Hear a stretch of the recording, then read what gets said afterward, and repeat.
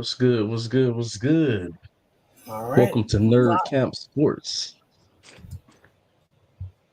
What's good with y'all? How y'all feeling tonight? Man, I'm feeling great. Happy victory Monday.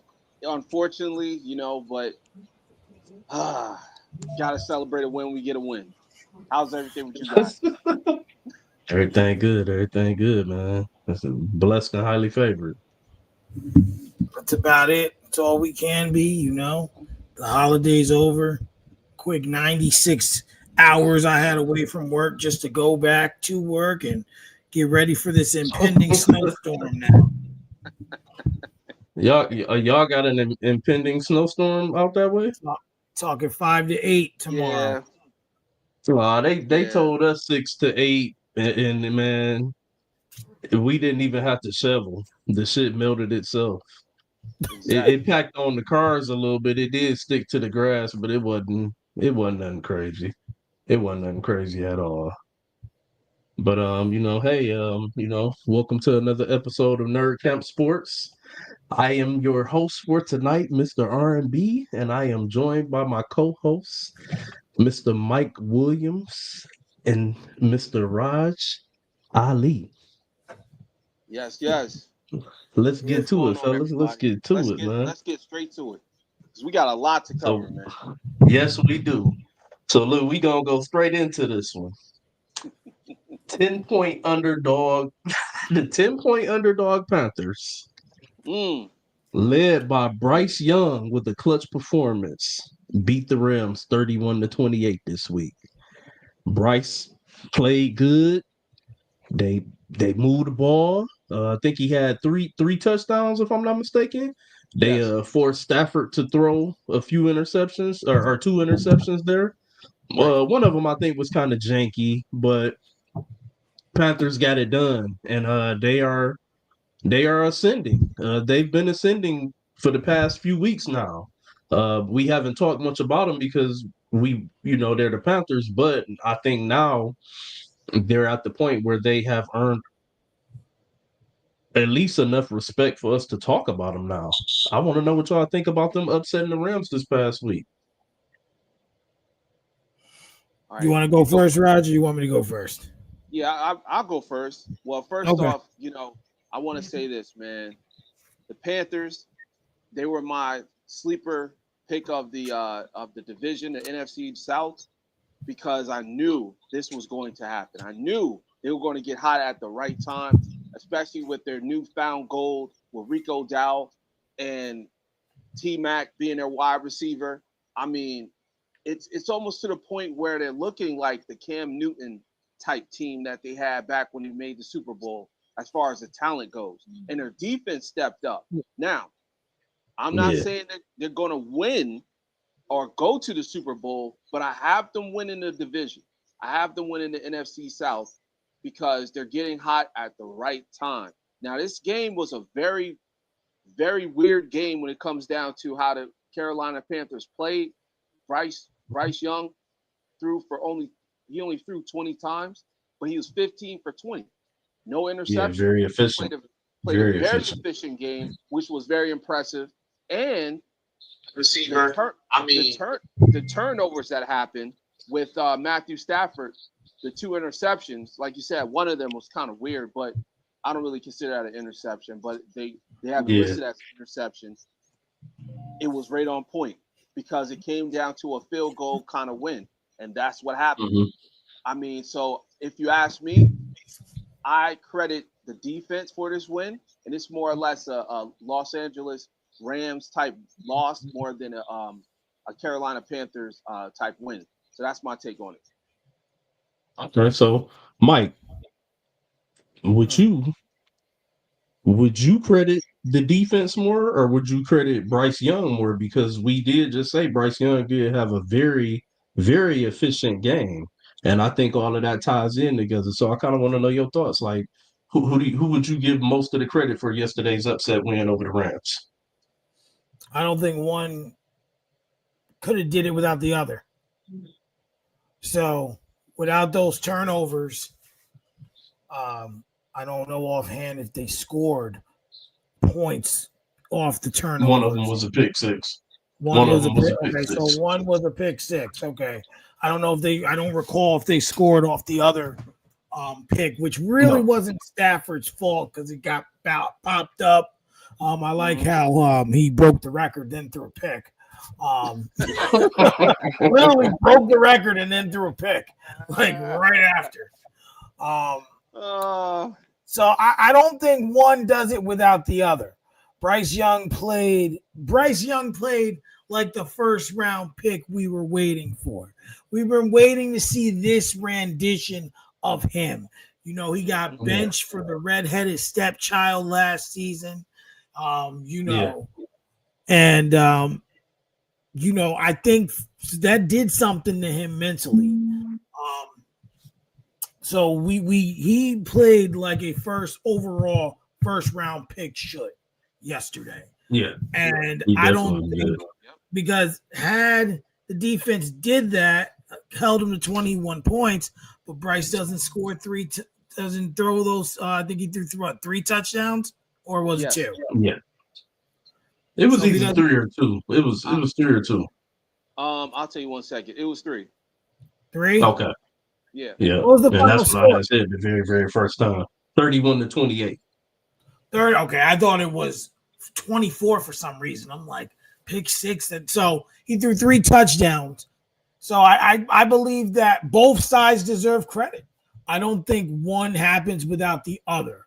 I don't think if the Right. defense holds Stafford and those and the Rams into to 21 points, right? You said it was 31-21?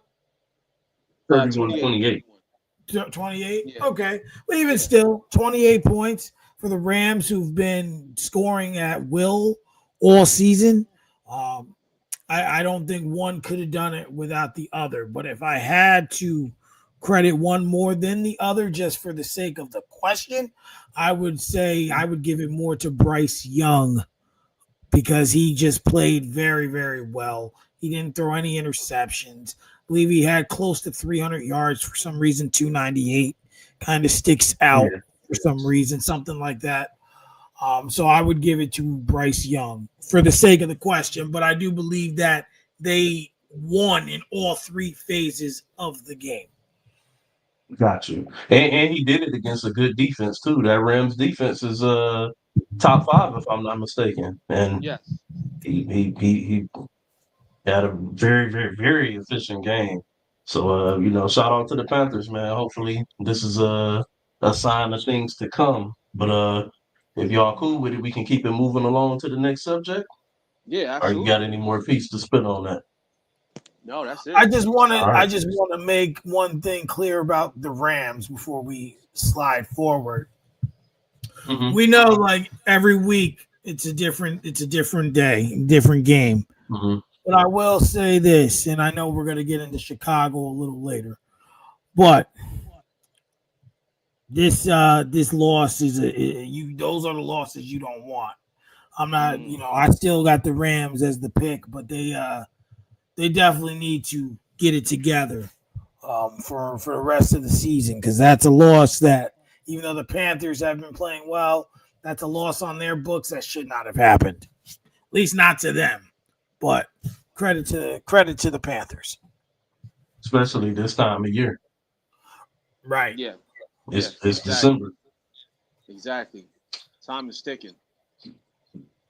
Time is ticking. So, and with that being said, this division race is starting to get real, real tight over here. We got the Jags won 3 straight. The Texans have won 4 straight, and the Colts. We already know what the Colts doing. We is he turning back into Danny Danny Dimes. Dimes? Danny Is he Dimes. turning back into it? So I'm gonna give y'all a quick stat. Something I researched earlier. Wasn't hard though. So the Eagles, Ravens, Rams, Colts, and Steelers, all 5 of them lost. And out of 5 out of 8 divisions, with all 5 of them losing this past week, now all 5 of those divisions have come down to at least 1 game or less. Hmm. Do you guys think that either the Jags or the Texans. Mind you, the Jags, I believe, took number one as of this past week because of the Colts losing. So, do you guys think that the Jags and or the Texans can creep up and steal one of those divisions because of the faultiness that's going on as far as teams losing? The Jags, you're asking if the Jags or the Texans could steal their division. All three of those teams are in the same division. Yeah. Okay. No. Because the way you worded it, I just wanted to make sure I understood it. I'm gonna tell you, the Colts losing to the Steelers a couple weeks ago is what started the downfall for them. Mm-hmm. Pittsburgh was able to turn the ball over, I believe, 5 times in that game. Something that miraculously they can do every once in a blue moon is remember how to play fucking football. But that's not near nor there. I'll save my energy on that topic for when we get there. But from that point, you're looking at me and Raj have been very critical the last 2 to 3 years about Jacksonville. Very critical about when they went to the playoffs, and then after that, nothing happened. Like they went the 1 year, and then it was like, okay, you can build off of this, and they this season have been better. In the Texans, they started off rough, but they're like in the trenches right now. What I mean when I say that is like they're winning games, and they're getting that Kirk Cousins right now. Nobody cares. Like people are looking, but they're not caring, and they're not caring to a point to where they're looking at them as a threat. But that's the wrong kind of team. Let's be honest here. The Texans have elite defense, and right now, even without multiple players, Joe Mixon, a running back who hasn't played all season, Nick Chubb is a shell of himself. Tank Dell has not played this season. Wide receiver, there's someone else that got hurt. Oh my gosh. Jesus. They got not Nico. Not Higgins. Nico, did Nico get hurt or he's been playing? No, Nico played yesterday. He went off. Okay. Yeah, nope, I couldn't. Okay. Oh, you know why? Because I forgot Diggs isn't there anymore. He did a high. You still think about last year, yeah. Yeah.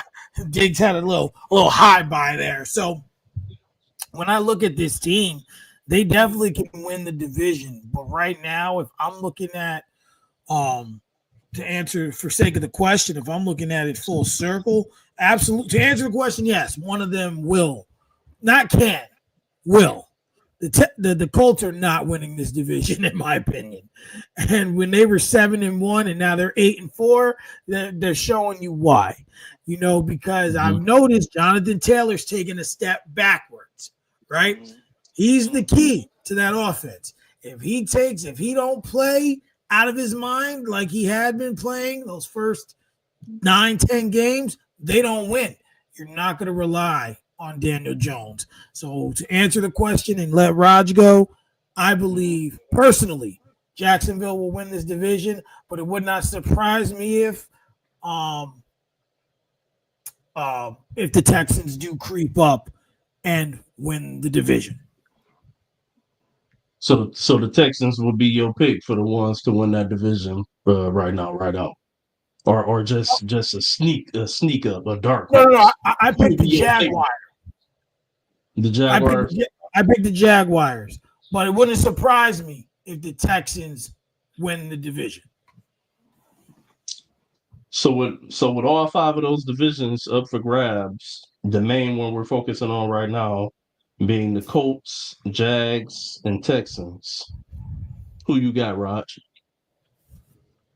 So here's my thing.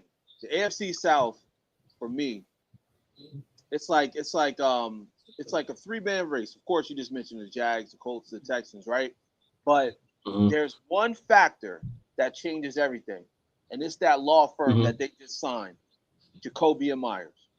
Jacoby Myers is the difference maker on this Jags team.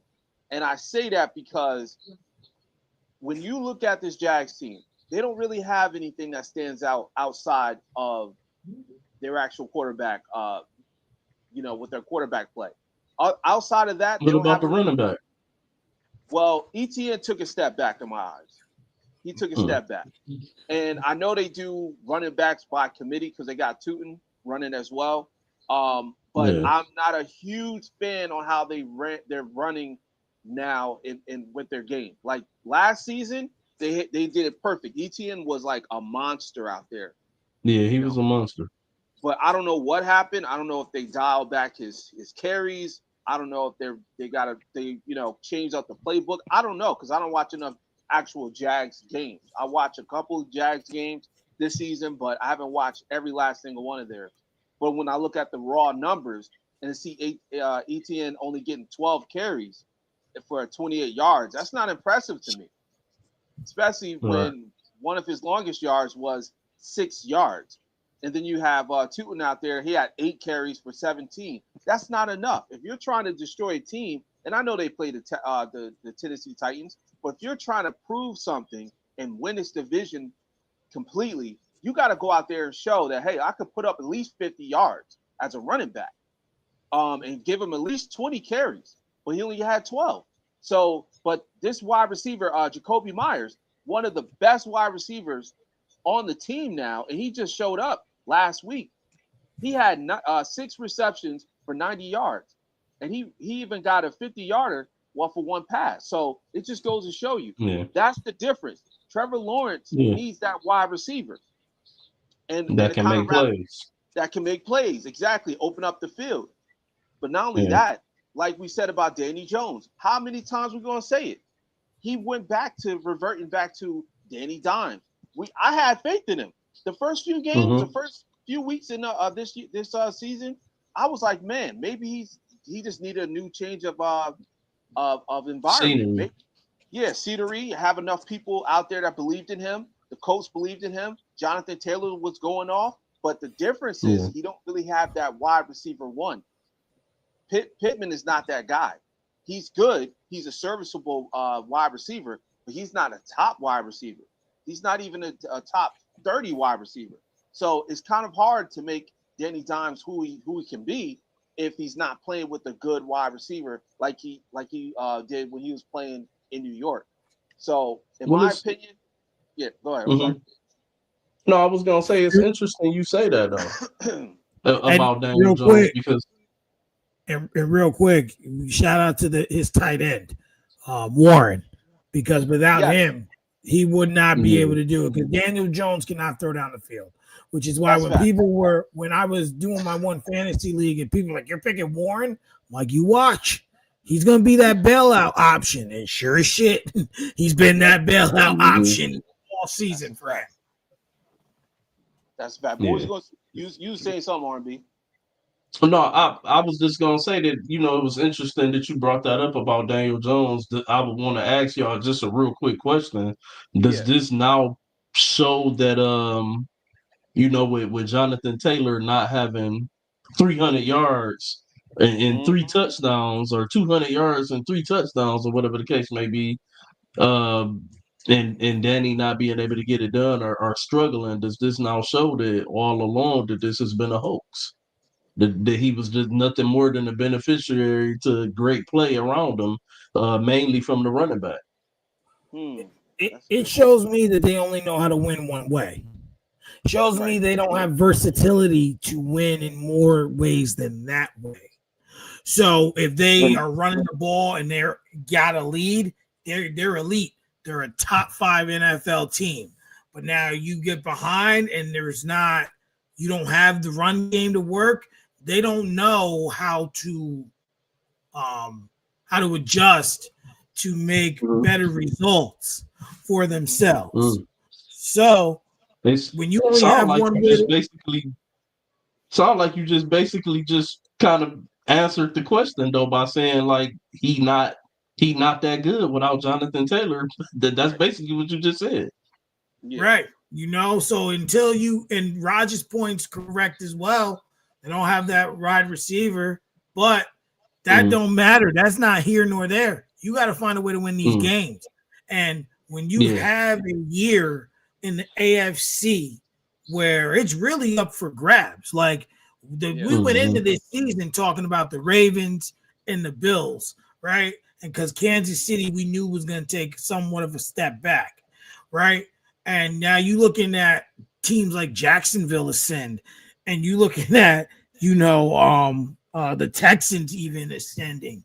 So like now for the Colts, this is your year to do something, right? Right. You started out 7-1. You're 8-4. You only know how to win one way. The best thing to do is make adjustments, find ways, trick plays, do something. Find other ways to win than just Jonathan Taylor, because he can't do that all season. No running back outside of the 1 year that Adrian Peterson did that I've seen with my eyes. No running back can do that. That's true. And I'll add this to kind of close my point out. If you're playing that way, yes, you might be able to win games. You might be able to even get out of the first round in the playoffs. But let's be honest, you're not going to win no championships playing that way. You need that. Right. You need that second option. You need that third option, because Jonathan Taylor does it all, and we all watched him play this season. He does everything. He does everything as a football player can do, except play defense. But when it's all said and done, we can't be upset at at Daniel Jones for that. That's not his fault. He's only going out there with the talent that he got. But what I will say is he needs to start working with the wide receiver to help them build up their confidence. Like, I love Pierce. Pierce on that team can actually catch, and he can do what he got to do to be a pretty good wide receiver. But I don't know what happened. I don't even see him playing anymore. Like I said, I haven't watched a lot of the Colts games either, but the games that I did watch, like the one that just played overseas, he wasn't really involved, and there's a lot of other things that's happening, and he's still just running a lot of plays. Who would be involved when you got a running back going off the way he went off that day? So that's true. That is a good point. I mean, he just went absolutely bonkers.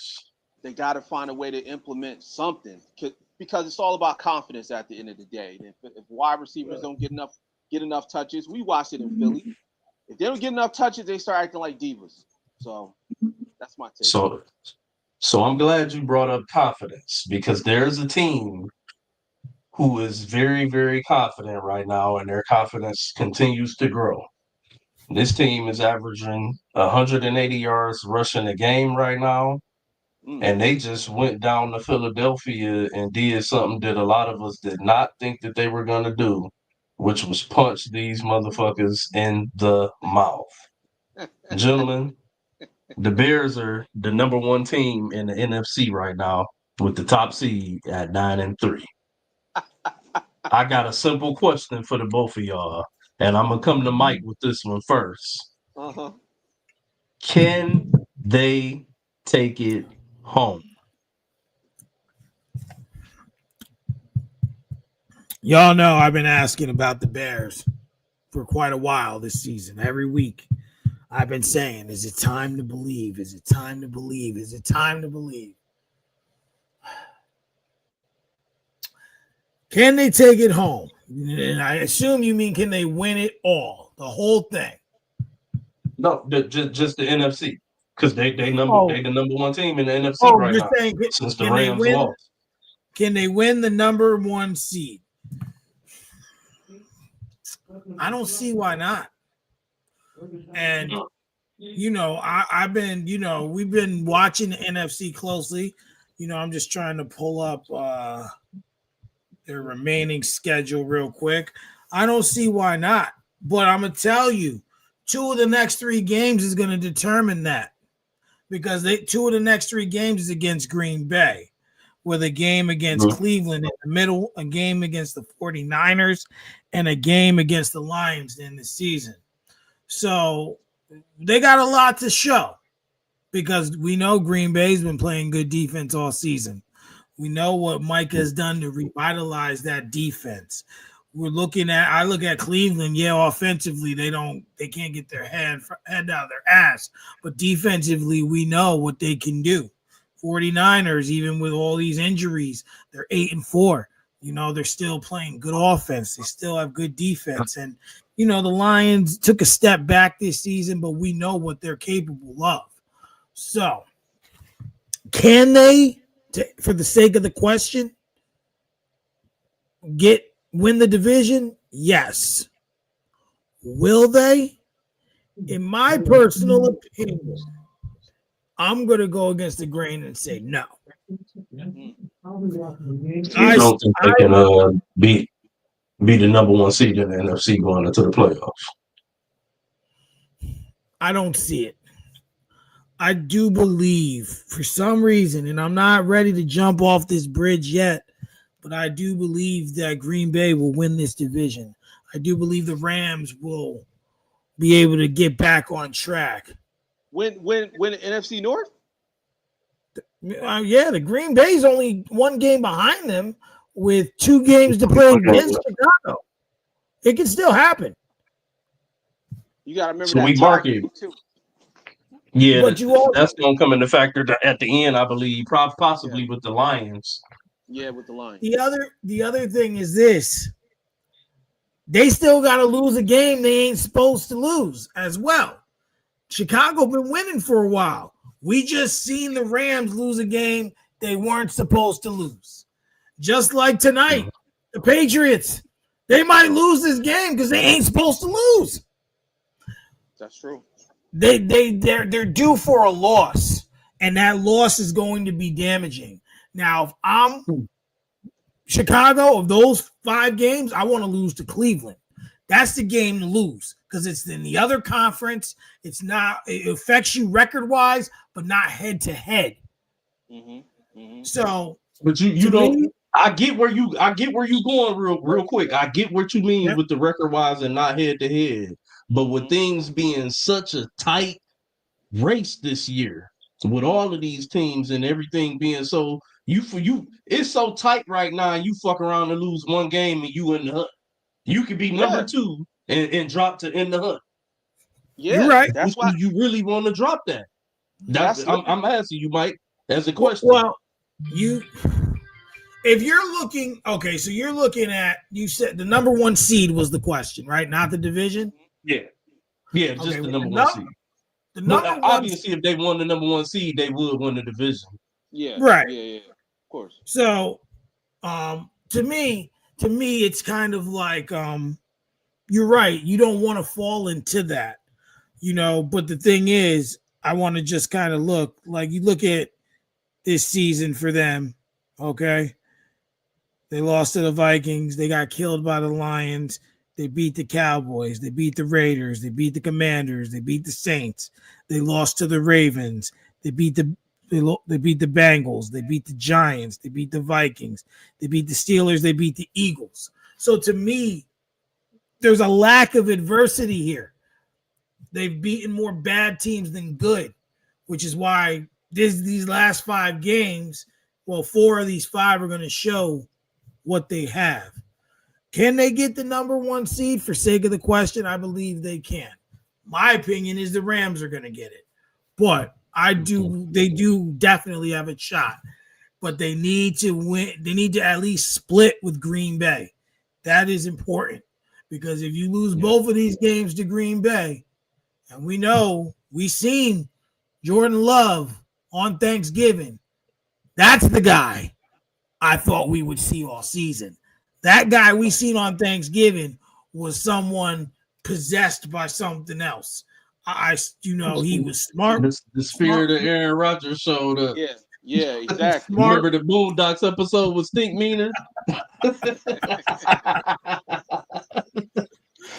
He was smart with the ball. He made good passes, smart plays.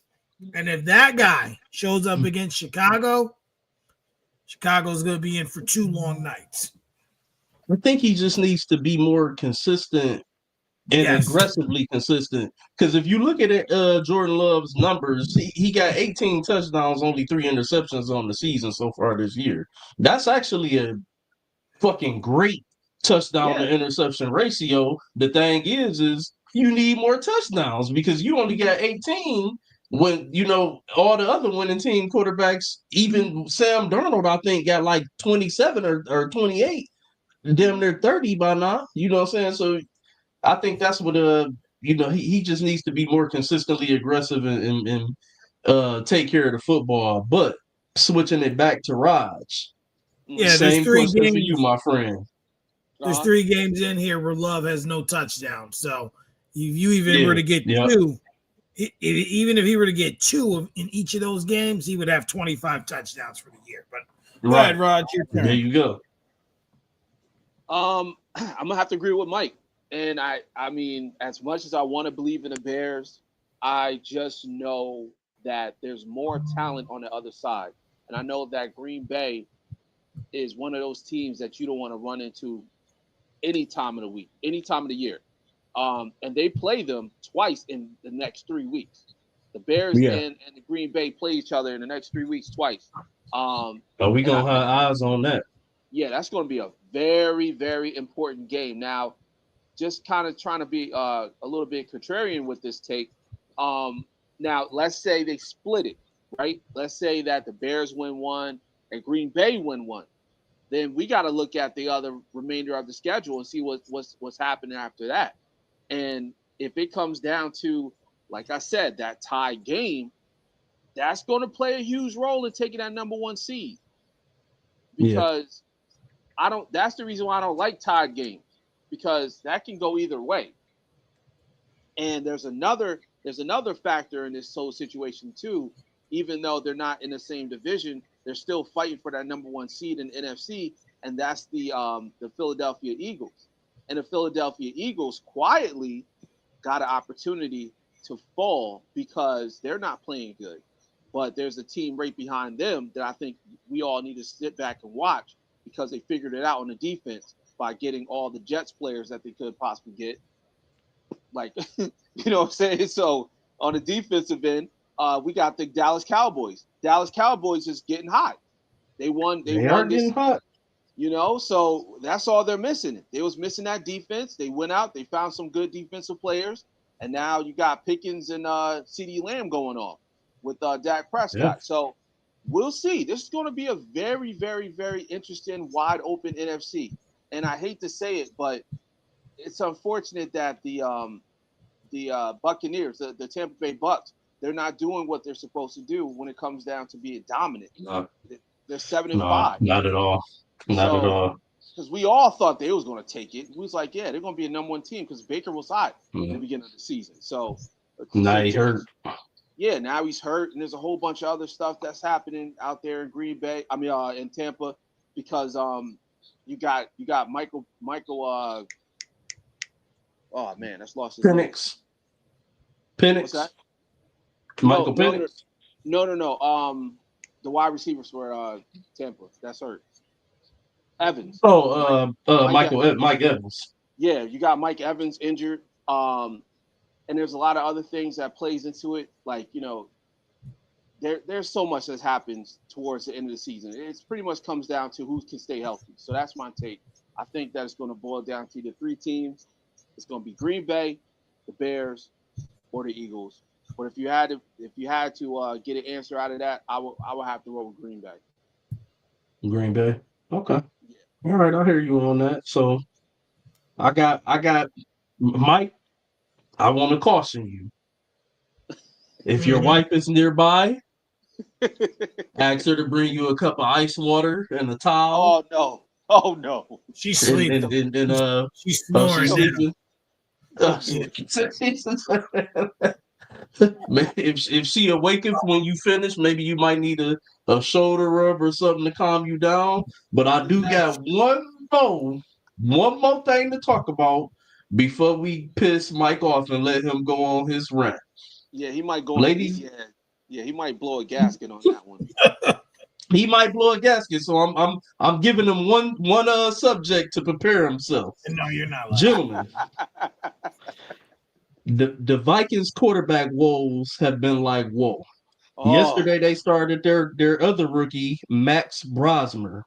This dude threw 4 interceptions en route to a 26-0 shutout by Sam Darnold and the Seattle defense. My question for you, Raj. Mm-hmm. Should the Vikings kept Sam Darnold? Absolutely. And I'm glad it happened this way. And I'm going to tell you why. Shout out to my man, Justin Jefferson, a.k.a. Jetta. This man is a class act. He didn't go off. He didn't throw no tablet on the ground. He didn't do none of that. He just shook his head and said, "Wow, I can't believe this. You got another DoorDash driver out here playing quarterback, and I could be out here getting 1,000+ yards this season, 2,000 yards He this said season." another door. I'm so sick and tired of the Minnesota Vikings messing it up. They keep doing this. They went out. They found Kirk Cousins one season. He went off. He balled out. And I know we always talk bad about Kirk Cousins and nobody cares about him, but he knows how to throw that damn ball down that field. And then they let He him had go. some good years in Minnesota. He He just has some. couldn't. He just Just couldn't win. yeah, he He just couldn't get couldn't it done. win in the playoffs. Yeah, he couldn't get it done.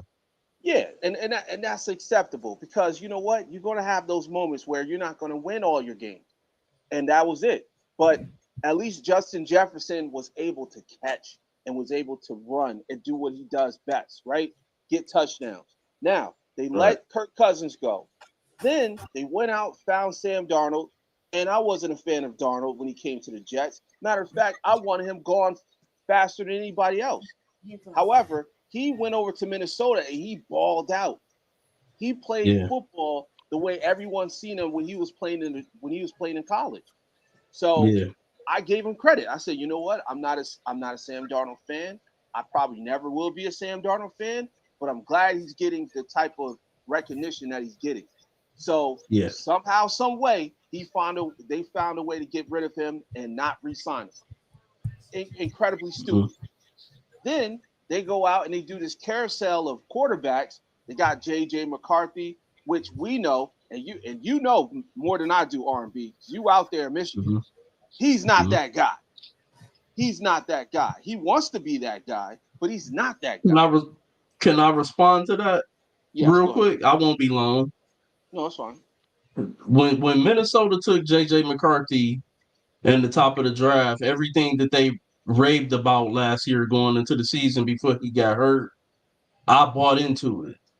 And I Okay. remember we all sat here and talked on this show, and we talked about how crazy the NFC North could be because of we seen where the Lions were headed, and we seen with Chicago with Caleb, we seen Minnesota with JJ McCarthy, and we True. also were paying attention like to Green Bay with Jordan Love. That's So true. so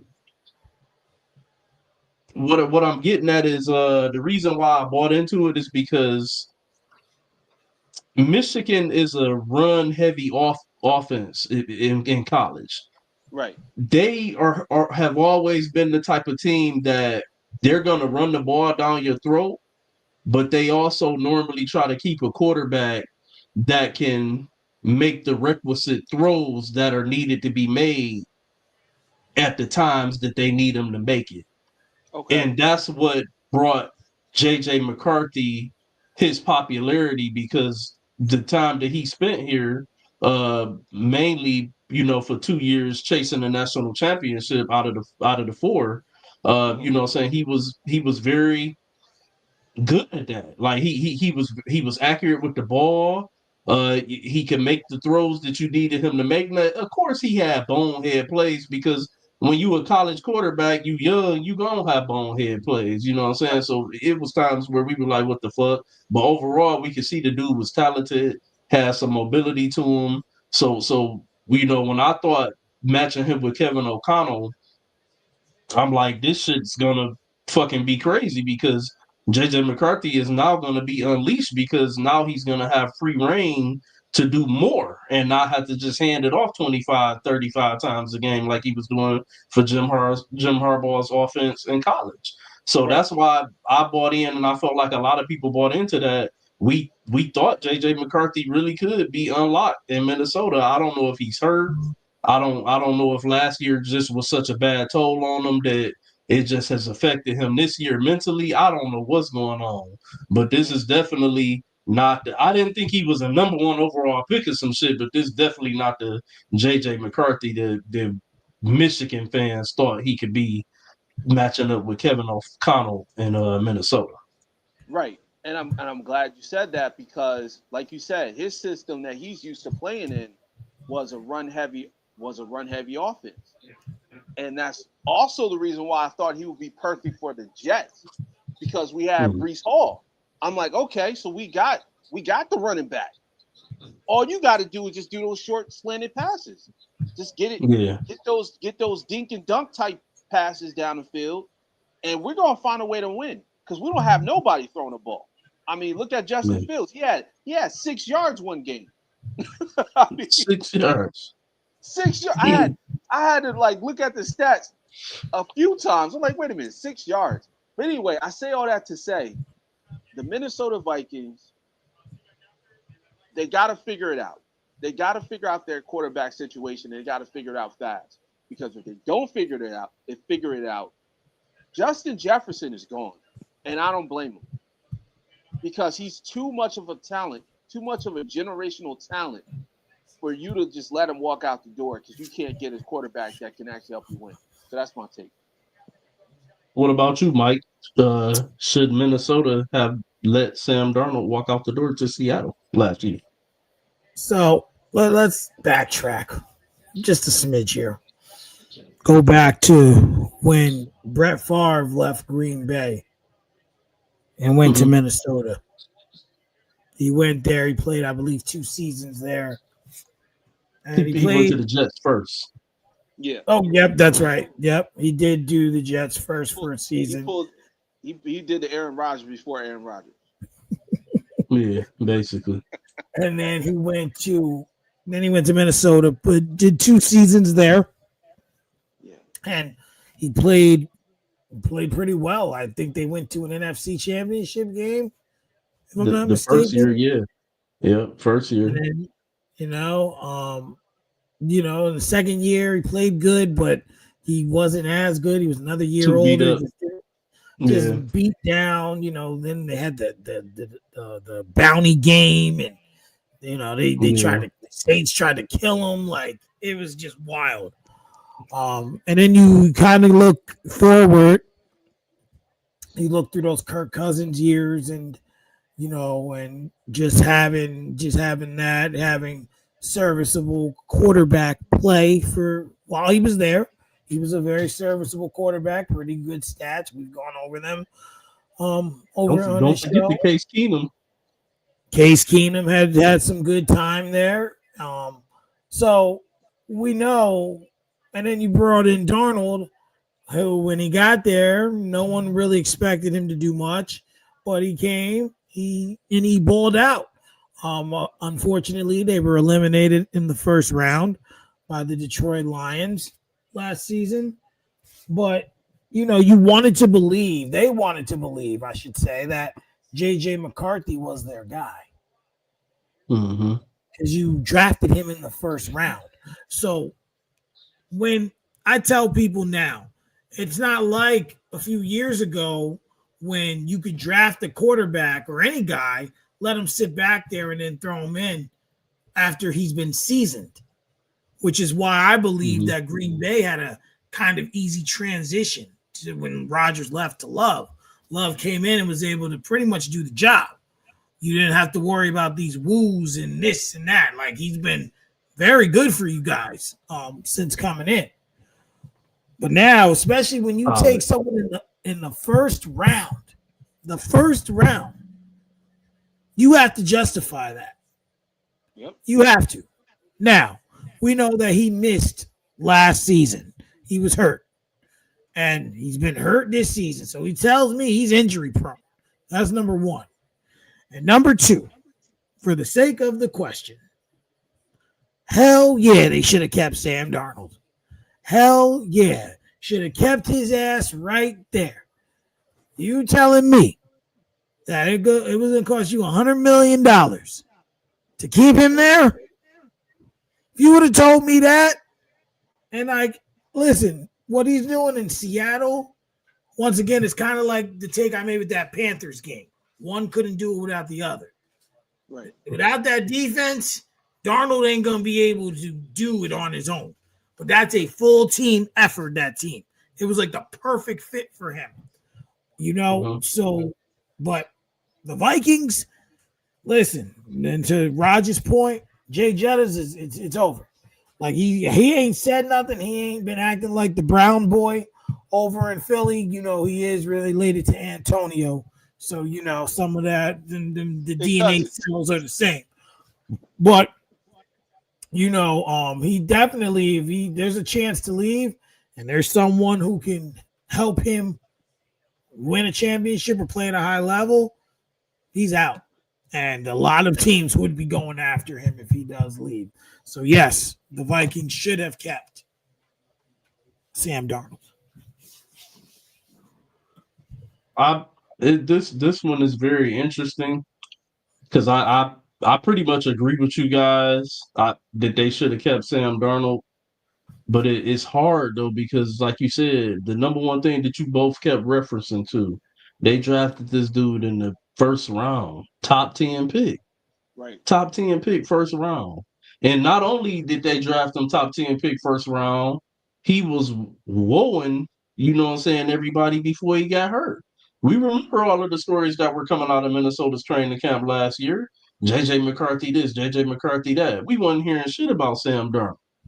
Not a damn thing about Sam Darnold. Now, I don't know if it was just that they were keeping that under wraps and that they both were looking equally good, but I know we heard a lot of news coming out of Minnesota Cap last year about JJ McCarthy, looking like he should have been the top 3 pick. You know what I'm saying? And for him to go down, it does make it hard because you're talking about $100 million investing in someone when you got a top 10 pick quarterback sitting here. It's just a tricky situation. So I don't know, man.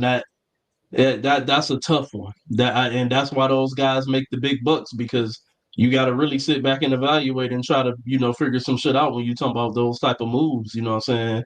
Draft, money, quarterbacks, free agency. It's not an easy game to play. But I tell you one thing: yesterday's game was not an easy game to watch. No. Fire Tomlin was the chant that I heard Oh. watching the Steelers game yesterday. Fire Tomlin. TJ Watt going off in the presser after the game about how bad the defense looks. Aaron Rodgers going down again, already playing with a multiple fractured wrists and got his nose busted open yesterday. The Steelers struggles, man. I really don't know what to say about this situation. I will say this. I have already mentioned multiple times on this show, much to Mike's dismay, that it was time for them to move on from Mike Tomlin. Not that he doesn't deserve to be a head coach in the NFL. I just don't think his place is in Pittsburgh anymore. It has ran its course. It's been ran its course. It's just it's over. It's over.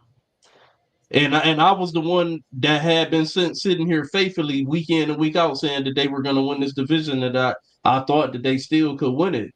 But now after yesterday, you telling me no Aaron Rodgers, and he's the reason that I feel like that they solely been in place to try to win it. It's over. Yep. Where's DK Metcalf? No separation. Who the fuck is Calvin Austin? I know who he is. No separation.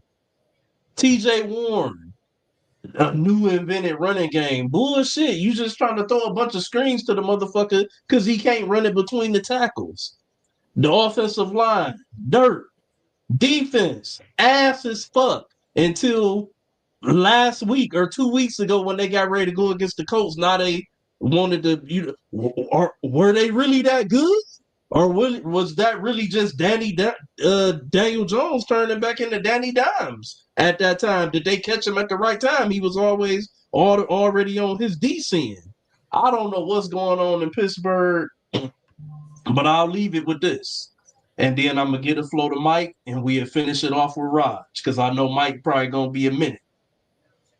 Let's not only be looking at Mike Tomlin as the culprit of this shit and the one that needs to go, because he's a great head coach. Motion detected at your front That door. GM need to be up out of there too, because what are you doing? Mm-hmm. You're staining the legacy of a Hall of Fame head coach. You're staining the legacy of the Pittsburgh Steelers. So what's going on here? Is management not letting y'all make the requisite moves that y'all need to make, or spend the money that y'all need to spend? Or do you not know what the fuck you doing? but it better not be just Tomlin that going. I leave the flow to Mike. I'm gonna light my blunt and listen.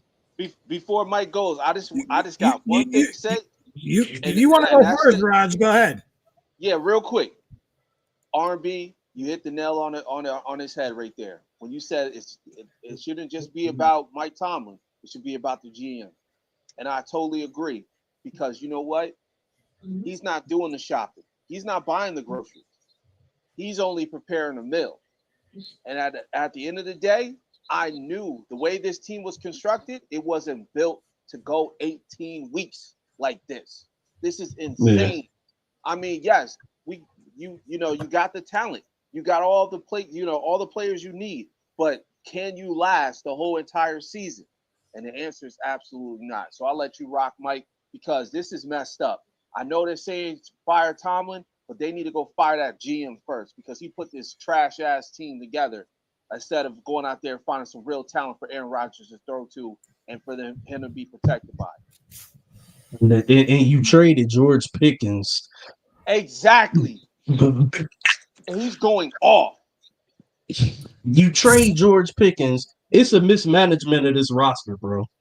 If you bring in Aaron Rodgers, DK Metcalf there, you got Aaron and DK working out together. You trade George Pickens before Aaron Rodgers is even a Steeler when you knew you had a chance to get him. Do you guys want to hear an interesting stat? Go for it. Yeah, Can always down to you learn. can you guess how many yards George Pickens has this season? Give or take. I don't know the exact number, but I just know it's How many yards? Yes, just take a guess without looking. Just take a guess. I'll probably say like 600. Double. It's around 12. Yeah, I'm about to say he already over 1,000. Yeah, he George Pickens. If Dallas didn't start slow and they look better, George Pickens would be a top 5 MVP candidate. He's having a Randy Moss-esque season this year. Do you know how many yards the Steelers have as a collective receiving? Less. 900 or so. So I'm going to try to make this short, but we know that's probably not going to happen. I'm just gonna go back a little bit and go back to Ben Roethlisberger. As soon as the Steelers, as soon as the Steelers going around. As soon as the Steelers knew that he was on the way out, when they could see it, they decided to not put together a succession plan. Whether you like it or not, that falls on the general manager, not Mike Tomlin. Yep. So that's that portion we must give to the general manager. Also, ultimately, I believe the issue is I'm gonna read you a list. Deontay Johnson, Martavius Bryant, George Pickens, Antonio Brown, Chase Claypool. There was one more. Santonio Holmes. All of the wide receivers I named have had some type of issue, either troubling in that locker room, trouble on that field, or some distraction outside of football that's hurt the team. That is on Mike Tomlin. That is miscoaching. That is poor coaching. Because as a coach, it's not your job to coach a kid's game. It's your job to be a leader amongst men. And Mike Tomlin has failed to do that. I'll throw a slight challenge in there and let you continue. What happened? Can I throw a slight challenge in and let you continue? Sure. Like 5-second challenge? Yeah. He did get rid of those issues that you're talking about. That's what I was going to say. Right. And what is getting rid of those issues done? If this was any other coach, I don't agree. If this was any other coach in the NFL who hasn't won a playoff game in a decade, they would be fired. They'd have They'd been be fired gone. 5 years ago. It'd have been over. It would have been over. So you underwhelmed in the Killer B era, right? Which you had arguably the best defense, or I mean offense at that time for 3, 4, 5 years. This offense would go out and With a go. solid D. Yeah. Well, the defense wasn't like it was now. They allowed a lot of points. Like during the Killer B eras when they were more opportunistic back then. I could agree with that. like we lost to Blake Bortles in the playoffs, bro, during that era. Yeah. Like, like, Yeah. like, like, let's not overlook that. Mhm. I'm looking at a team that went 12-4, went on the road to Denver and lost to oh God, what was his name? Tim Tebow. I'm looking at a team that started 11-0 during COVID and ended 12-4 and got bounced in the first round. I'm looking at a team that started 10-3 last season, ended 10-7 and got bounced in the first round. So when I look at all this and I look at all these problems, and then you go and you rely, you have someone like Jackson Dart who has played very well given the circumstances. You have Shador sitting there, and you draft Will Howard, and then you rely on a 41-year-old quarterback to come in. My disdain for Aaron Rodgers had nothing to do with how I felt about how the Steelers were going to play. When they were 4-1, everyone's like they're playing so well, but I know how this team plays. I've been watching an avid watcher so long. It's the same song and dance. This is what they do, And as for, fire Tomlin, right? Y'all know I'm an avid fan of Mike Tomlin and things of that nature. But the question remains, who the fuck is going to coach the team? Exactly. You both just said the general manager needs to go. I have always said to everyone that all sports is business first. It starts at that corporate level. It starts with that owner and that general manager. That general manager, does the head coach have influence? Sure. But that general manager's job is to put serviceable players on the field. He has not done that. He has not put serviceable players on the field. We do not have a true wide receiver. We do not have a true running game. We rely on the defense to hide what the offense can do. How else? I'm surprised they're even 6-6. How else would they? What do you expect? Everyone's expecting this great thing, and actually, now we have Metcalf. I left that out. But at the end of the day, you still need a 2. You gave away Pickett. You don't even have Metcalf. You don't have Metcalf. That ain't DK Metcalf. You got a name. DK. That's it. We got a name. That's what we got. So when you look at these things and you look at everything they've put together, what can I expect? Now, if they want to fire Tomlin at this point, fine. That's fine. Go ahead. So I'm gonna tell you can't act like it ain't no good candidates out there though. Well, what I'm saying though is this: they're gonna fire Tomlin if they choose to do that, but the issue ain't gonna go away. Right. The issue ain't gonna go away if you don't change the team.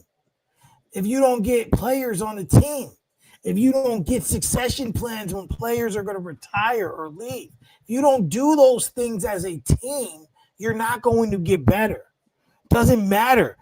It doesn't matter who is the coach. If the team on the field is not good, you're not going to get good results.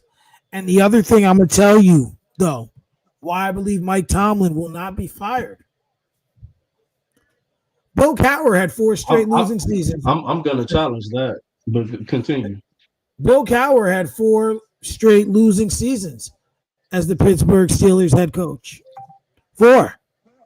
Not 1, not 2, not 3, but 4.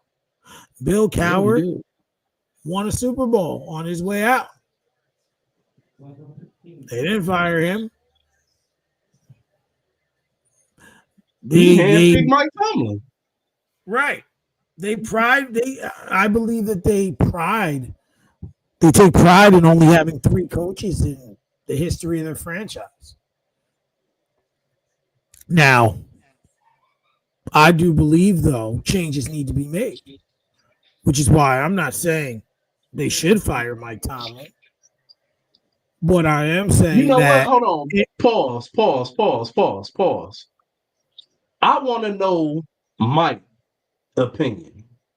I want to literally know what Mike feels needs to happen with Mike Tomlin. Because I, for lack of a better way of saying it, I feel like you slightly beating around the bush. I want to know what you think of Mike Tomlin personally. You yourself, if you are the owner of the Pittsburgh Steelers, what is your meeting with Mike Tomlin? If y'all miss the playoffs looking like this, or y'all go and get popped in the first round again looking like this? But I can't answer that because it's not fully his fault. I just you guys went down the whole list of things. No. Because you're not going to sit up here. Are you going to fire him or not? You're not going to sit up here and then say that the GM had a part in it and then go and fire the coach. That don't work for me. That don't fire both of them. Did I not start off saying they both need to go? Yeah, I said fire both. I said Mike Tomlin don't need to be the only one. He don't need to be the scapegoat. I think it's time for a new regime. I personally think they should fire the GM, not the coach. That was my take. If you want to know in that situation that you named what I would do, I would fire the general manager. I would give the general manager a chance, a new general manager to make changes. Wait, let me see who the general manager is. Now, but on the other hand, my question to myself would be, he's been there for a while too. If I fire Tomlin, who am I getting? Umar Khan. This sounds like a D. Yeah. This sounds like a DEI hire. What?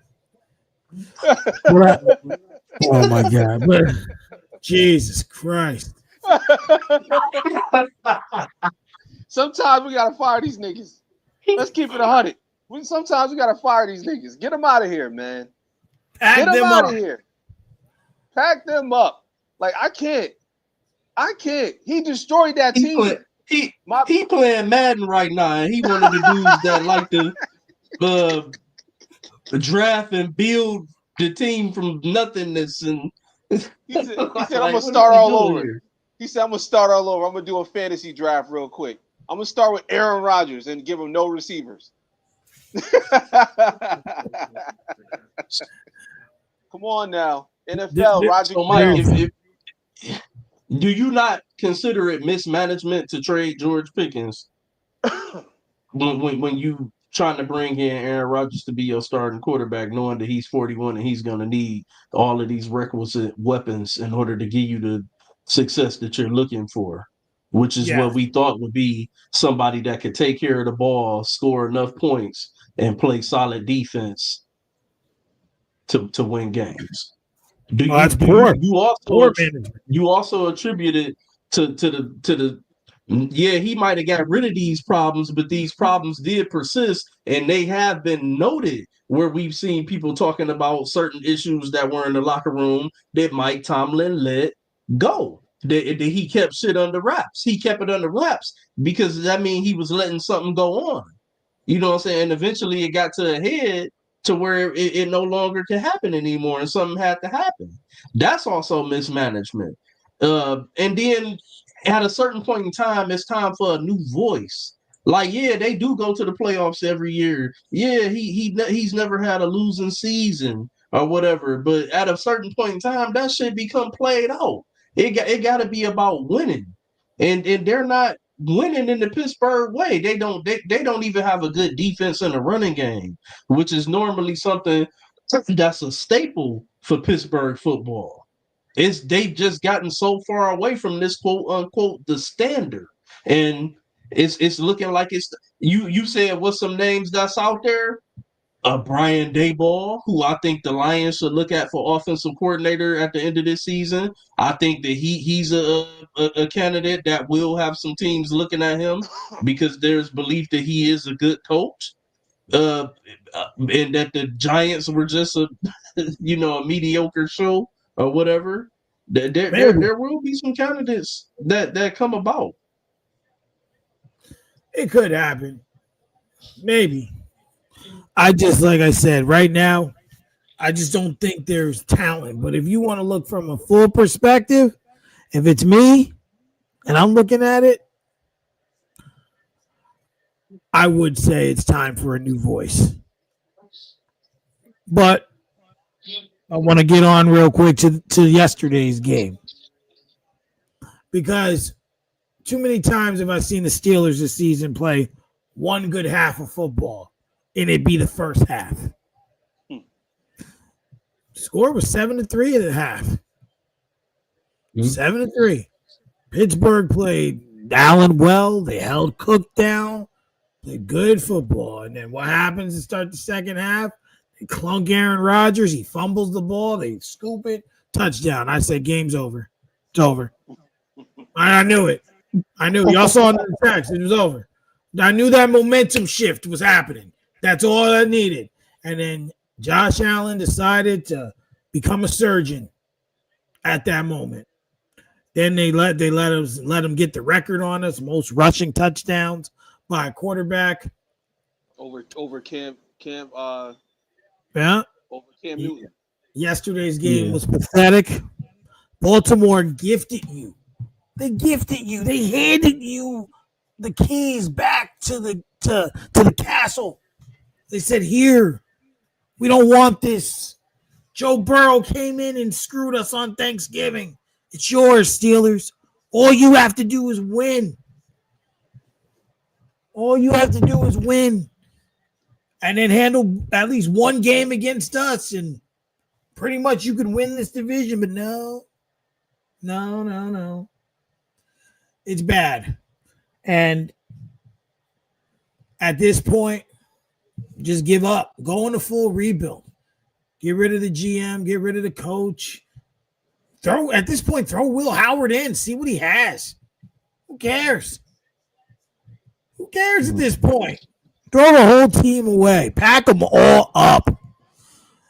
It's just a sad day or a sad time to be a Pittsburgh fan, because like you said, the standard is no longer the standard. And they have to find a way to get back to that, whatever they feel that is at this moment. Because now you look at it now, you ain't won a playoff game in 10 years. You ain't been to a Super Bowl in like 12 years, and you haven't won one. Gosh, what? 08? No. Yeah, 16. something like that. 16, 15. Yeah, I was going to say 15. You talking about won a playoff game? No, won the Super Bowl. I think. Oh shit! I think it was 08. Yeah. 08. The San Antonio Holmes corner of the end zone. Wiz Khalifa came out with black and yellow at that time. So and then I found something funny before I close out on Pittsburgh. Is they sat down and they're doing media. And they asked Aaron Rodgers. Do you think it has to do with the coaching staff or preparation or how they're preparing you to get ready for these games? Something to that effect. And he looked at him. He looks this way and he starts laughing. He goes, "I know what you're trying to do. I know what you're really trying to ask me. And I'm not going down that road with you. I believe in Tomlin. I believe in this coaching staff. That's why I came here." I was like, damn, he knew what he was trying to get out of him. He knew it. They try to hit him with the trap question. They like fucking trap game. They got a whole question for him. They was testing his loyalty lately. They like, let's test his Exactly. loyalty today. See Exactly. how he really if he really rock with Tomlin the way he claimed he do. Exactly. Because if he would have said otherwise, they would have had him fired the next. They would have had him It'd fired have been today. a firestorm. Yep. No, it wouldn't. I don't think he'd have got fired. It just would have been a media firestorm. Yeah. I don't think he got that much cachet to get Mike Tomlin fired. Nah, this ain't a 25 or year old or some shit like that. We talking about this Well, dude he got at what's the name the fired tail end. after he pushed him. He got my Who? coach fired. Oh, you talking about the Salah. Salah? Yeah, he got Salah? Salah fired. Remember he went to go hug him and he pushed him. He got fired 2 weeks later. Oh yeah. So I know how it is. Fired 2 weeks later. I know how it is. Aaron Rodgers got more pull than what we think. He had that nigga packed up quick. He had him. The first thing. Matter of fact, I think came from overseas. He said, "Yo, stay there in London. Don't even come back to New York." Make him fly back charter. Yeah, make him fly back. Exactly. Make him fly back freight. Fly back with FedEx and shit. So as we move along, gentlemen, one team that we all know won't be going into a full rebuild, and the coach is safe, and they do have a good quarterback, but we're wondering what's going on. Are the Chiefs done? I'm gonna start off with Raj on this one. Yes, to give you the short and sweet, I don't like this Chiefs team. I hate to see them. It's not Patrick Mahomes' fault, even though I did blame Patrick Mahomes these past few weeks. I don't think it's his fault. I think it's the fact that this team is just cooked. I think they just ran into a brick wall. Listen, they got their wide receiver back. You know, Rashee Rice. They was begging to get him back. They was like, oh, once we get him back, we can start winning. No, it's not like that. But then on top of that, like their defense is not where it needs to be. And for them to lose on Thanksgiving is just embarrassing, man. It's absolutely embarrassing. I mean, Black Friday. I don't think that's an embarrassing loss. You talking about them losing to the Cowboys? I don't think that's an embarrassing loss right now, man. The Cowboys are looking damn good out of nowhere. They are. They're looking excellent. But it's embarrassing because of the standard. They're the damn Cowboys, damn it. For the Chiefs to lose against the Cowboys and for this to be a national game and everyone's watching and you know there's playoff ramifications for them to be there, you got to show up and you got to show out. You got to punch these dudes right in the face. You can't be playing around with the Cowboys. They got two of the best wide receivers in the NFC right now. And they went out there and showed their ass and played like they didn't really care. They didn't take it serious. They was sleepwalking through the whole entire game. So in my opinion, I feel like that was the nail in the coffin for them. It was absolutely embarrassing to watch them lose to the Cowboys. And they cost me money. That's why I'm really mad. So therein lies the true situation of why he feels the way he feels. Because we all know that as much as I hate to say it, the Cowboys are playing some pretty solid football right now. But to get back on track, same question to you, Mike. What's up with the Chiefs, man? Are they done this year? Or nothing to look forward to for them for the rest of the season? You think it's over?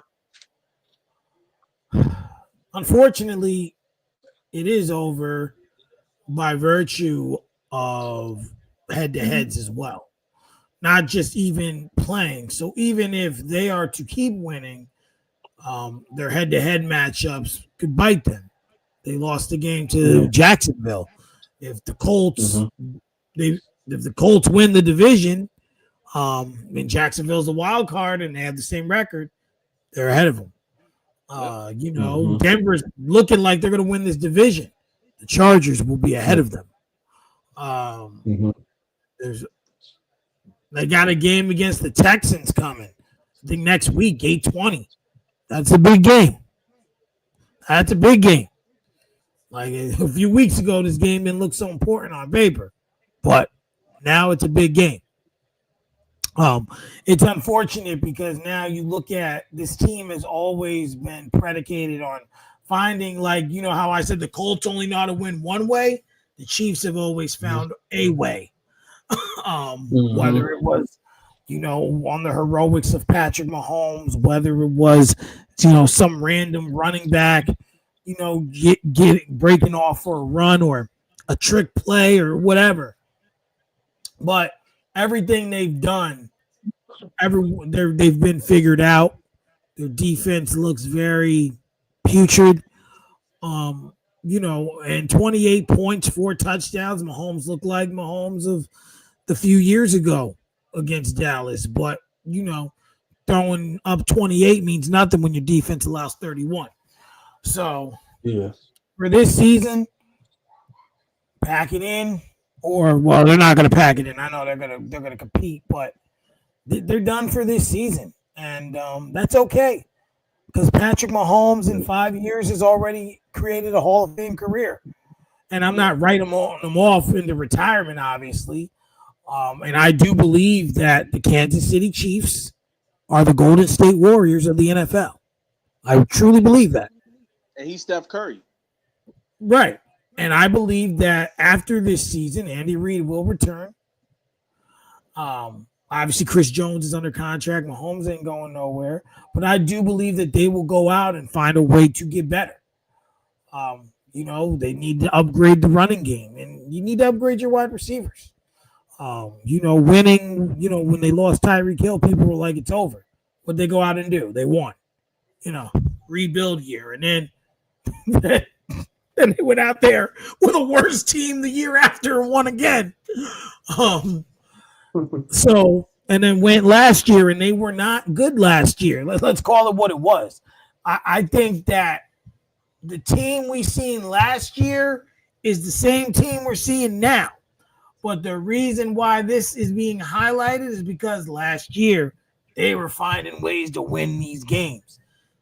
I mean, you look at this game against Dallas last year or prior years, one way or another, the Chiefs would have been the one with 31. Dallas would have been the one with 28. You look at that game against Jacksonville. That pick at the end. Yeah.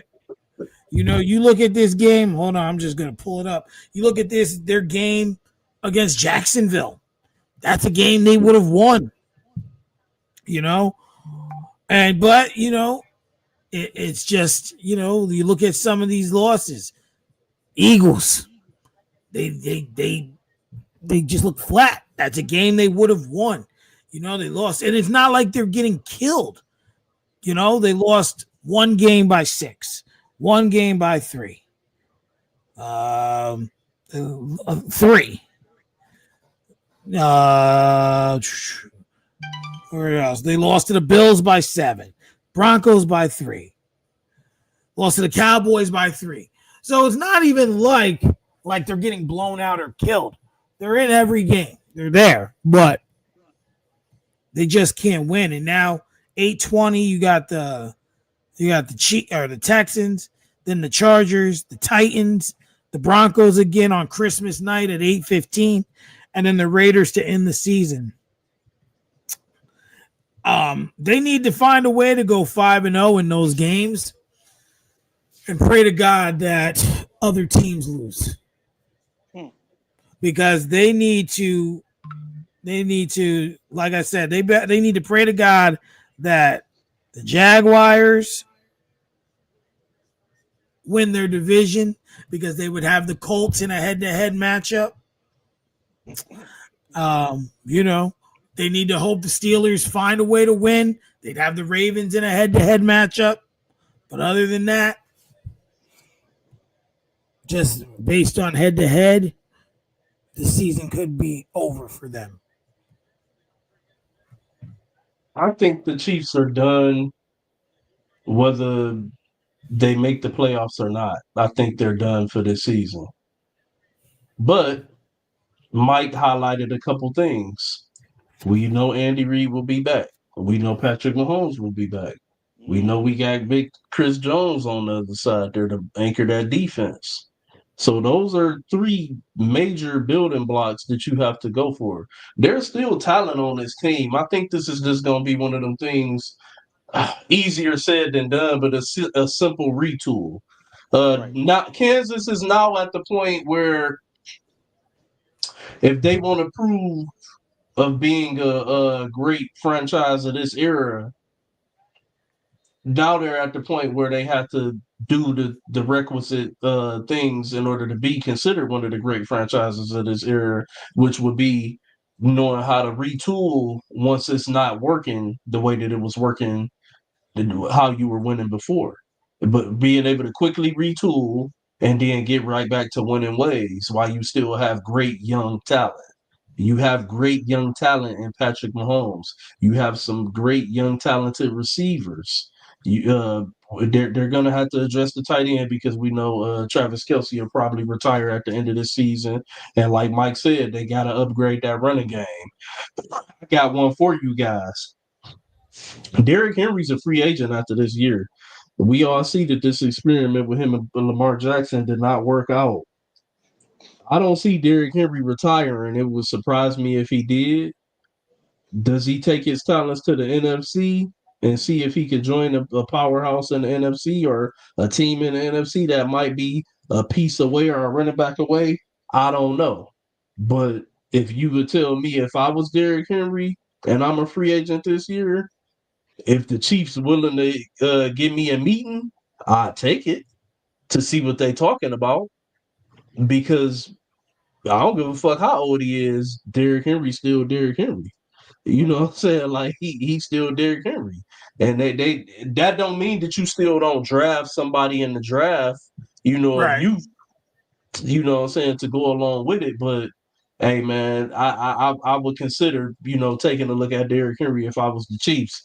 Um but like I said, I think it's just a couple quick retools that they need to do, and they can get right back to winning ways because they have a nucleus already there, and that's one of the good things about when you're a good franchise and you draft well and you do the right things to continue winning is just a quick retool, kind of like what the Rams have done since they won their Super Bowl. So I want to transition into a team that needs to make a rebranding, a relocation, just a fucking travesty, and they bad luck too. Because even when motherfuckers go there and leave, the funk and the stench still follow behind of that funky ass green. The Jets continue to make Raj upset,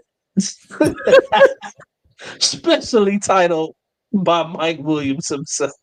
Uh, It's your turn, brother. yeah. He sounds so defeated. Yeah. 3-9. Y'all just fucking up that draft stock. You know But what? I get it though, Raj. I get it. Who? What are we supposed to do? Go out there and try to lose? You know what I'm saying? Try to put a losing product on the field. At the end of the day, it is sport, and you'll hear me say that all the time. It's a sport. It should be about competition, but we know that the business fucks it up as it always does. But what do you think about your Jets, man? You know what I'm saying? How did you feel about that game yesterday? Them pulling out that victory. Well, I'm at the point where I just don't even care about the draft anymore.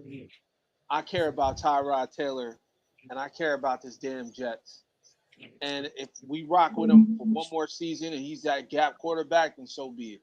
Because Hmm. at first I was upset. I'm like, damn, they're messing up their draft capital. They're messing up their draft capital. But then I'm looking at teams like the Tennessee Titans, and I'm looking at their record. And I'm like, there's no way we're gonna lose all them damn games and never win again. So at this point, I'm cool with it. If they win, they win. If they lose, they lose. But the fact that Tyrod Taylor put on a show and went out there and performed the way a real quarterback performs, throwing 172 yards only, but guess what? He got a touchdown. That's what I'm talking about. Something Justin Fields had a hard time doing was throwing that ball into that end zone. Now, as far as the actual play, I think they played great. It came down to a field goal, but it just goes to show you that if you have a coach that can actually coach and a quarterback that can actually throw, you got all the rest of the pieces. You got the defense, you got the running back, your O line's looking pretty good, right? So you got enough to win games or at least come close to winning games. And they played really good. Brees Hall went out there, had 19 carries for 68 yards and a touchdown. Um, and it was just a good game, man. It was just a good feel good game. I was with my family. We was watching it. We was having a great time enjoying the game. So I'm proud of the Jets, but unfortunately, it's going to mess up our draft capital. But I'm cool with it because as long as we can keep Tyrod there, I'm happy with that. What about you, Mike? What do you see with these Gang Green going forward? I see one thing for sure is they should not fire Aaron Glenn. That's a fact. Say what you want to say about this I Jets. think I agree with that. You know, this team is playing hard for him, and you can just tell that they not cater to him, but they really want to play well for him. I believe that they have good spurts. Like there's moments. I mean, look, even week one, against Pittsburgh. Like, let's be honest, the Jets should have won that game. like Yeah, they should. the Jets should have won that game. And I just think that they have a lot of pieces. It's just they don't play well together. And I think that, unfortunately, they still do need a quarterback. That's always been a big part of their issue since as long as I can remember. We've seen so many guys, between Fitzpatrick was there and Mark Sanchez and, Favre was in there. Roger. Yeah, I mean, I'm just naming people that I can recall since I've been watching football real heavy since like 2003, 2004. So like it's just like now it's like, all right, like R&B said, are we supposed to put out a losing? Are we supposed to lose? Like, is that what we're supposed to do? I thought the idea of any competitive sport was to win. So I just think that they need to just take a look and get a quarterback. You gotta get it right somehow. You gotta even, like they just don't pick the right free agent. They just don't draft the right. But I know for a fact if they can get solid quarterback play, you don't even need an all-star quarterback or a Pro Bowler. Well, I don't know. Pro Bowl's a joke now. You just need someone serviceable. Like what I've been seeing, for example, this is just the first name that comes to my head. What I've been seeing from Marcus Mariota with the Commanders in relief, serviceable play. I mean, last night, that offense fit him though. Yeah, that offense fit him very well. Kind of what he did in Oregon, but it's serviceable play. I would take that serviceable play over what we have in Pittsburgh right now. That offense fit him. I don't think that offense fits him. Listen, those two totally offense, two totally different offenses. That's all. I'm just breaking the game down to you. Marcus Mariota couldn't come to Pittsburgh and do what the little bit of good that Aaron Rodgers has done for y'all this year. He couldn't do that. Well, because if he could, then he don't have Debo. You don't have Debo Samuel and Scary Terry either in Pittsburgh. So, but that's what I'm saying is the Jets just need someone like that who's serviceable, who can win them games, or just put them in a position to win games. That's what I'm seeing, and that would be a start if they can do that.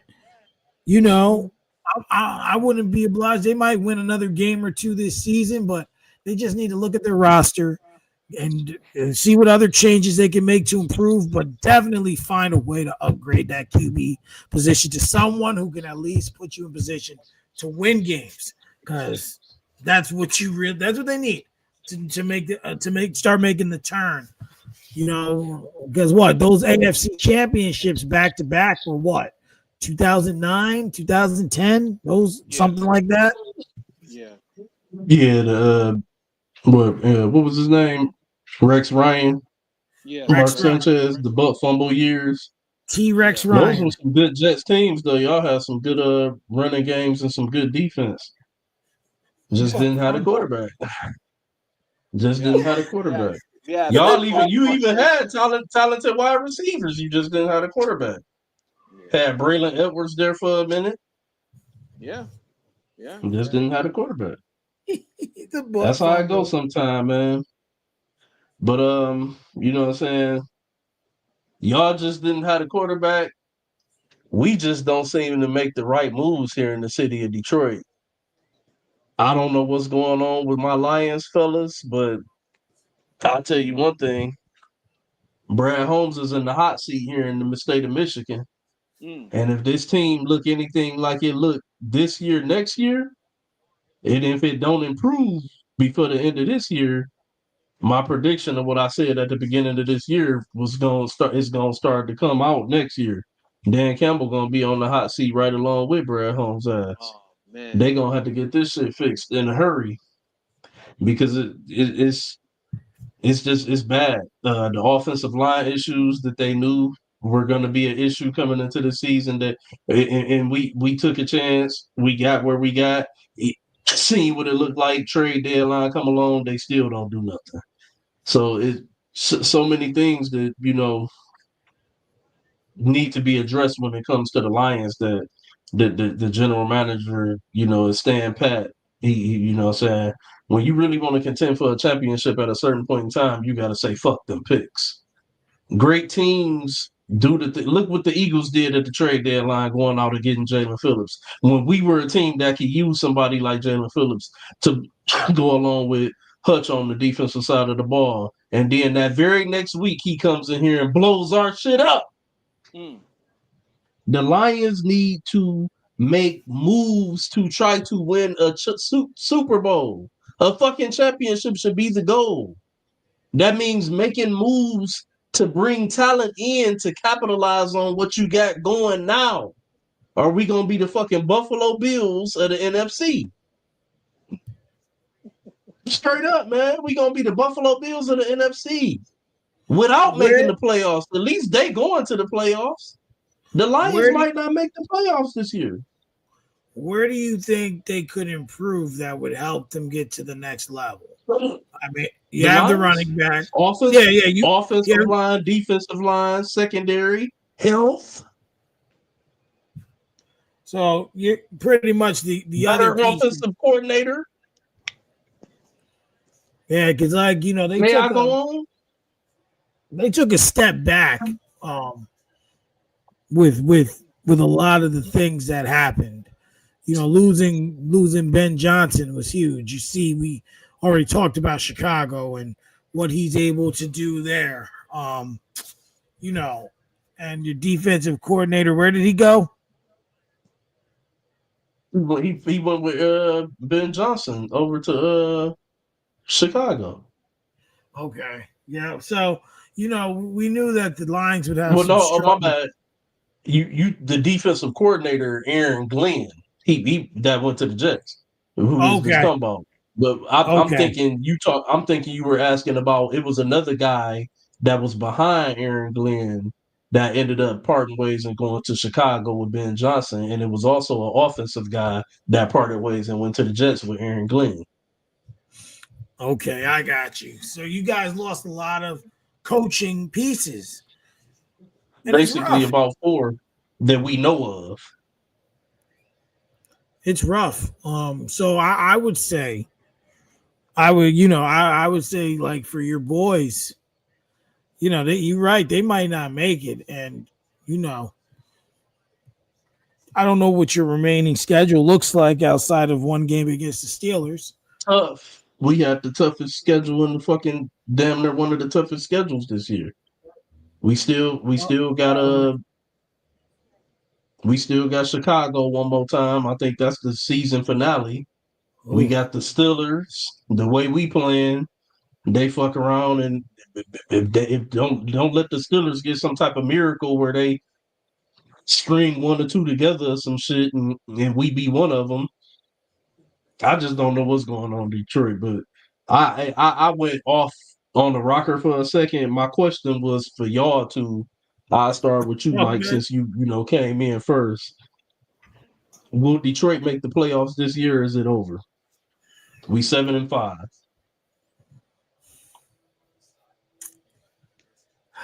7-5. Gotta play Green Bay again. We done. Green Bay swept us. We got Chicago again. We split with Minnesota, and we got the Cowboys Thursday night. This Thursday, y'all gotta play them boys. Oh God. Oh, damn. Oh Jesus Christ. It's at home this time, though. You know, the last couple times we played Dallas, it was in Dallas. This time it's at home. And there's a But game we with the Rams. yeah, we got the Rams. And look, no Amon-Ra St. Brown, he's out. Yeah. He fucked his ankle up on Thanksgiving. We already down Laporta. We already beat up on defense again. And the You, offensive line is beat up. The center tried to come out of retirement and failed his physical, so that's not gonna happen. It's just a shit show. you still got a game with the Vikings on Christmas Day, bro. Yeah, that's right. I forgot. I thought for some reason I thought we split with them, but they beat us. We got to go to Minnesota But the because they problem, beat what out that sucks little. is you play Pittsburgh on Sunday and then play the Vikings on Christmas Day, 4 days later. Short week. Against my better judgment, I really don't want to say this, but I think you guys are going to miss the playoffs. I don't see it here, and I'm going to pull up the standings. And it's not anything specifically that they have done. It's just what they don't do. When I'm looking at this conference here, right now I'm looking at them. Chicago 1, LA 2, Philly 3, Tampa 4, Seattle 5, Green Bay 6, San Fran 7. And now you guys are 8th with a game coming against Dallas, who's right behind you. So if I'm gonna say this. You lose this game Thursday, it's over 100%. There's no for sure. There's no coming back. Like There's no wiggle room. They got a damn near to win out. The playoffs are down. Now you said that you lost to Green Bay twice already, right? Yeah. Week 1, Thursday. Yep. So down. So Green Bay's in there one way or another. They're going to make the playoffs, right? Yeah. Green Bay just need to keep winning because they tied with Dallas, so they'll be all depending on if their record's better outside of that tie, they'll be all right. But yeah, I'm not seeing it here. And San Fran just refuses to be bad. Like no matter Kyle Shanahan fails in Super Bowls, but that motherfucker knows how to coach a team because it don't matter who's on that field, who's the quarterback. Like he just knows how to win games. And they're in last place at 9-4, right? Like make that make sense. 9-4, and you're in 7th place in your conference, right? I think Detroit misses the playoffs.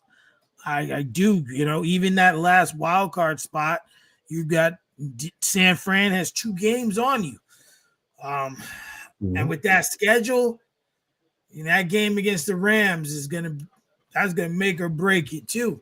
But But you lose this game and then you lose that game, you lose either one. To me, Detroit needs to go 5-0 in 12-5, and it may Yeah, still not. It may still not be enough.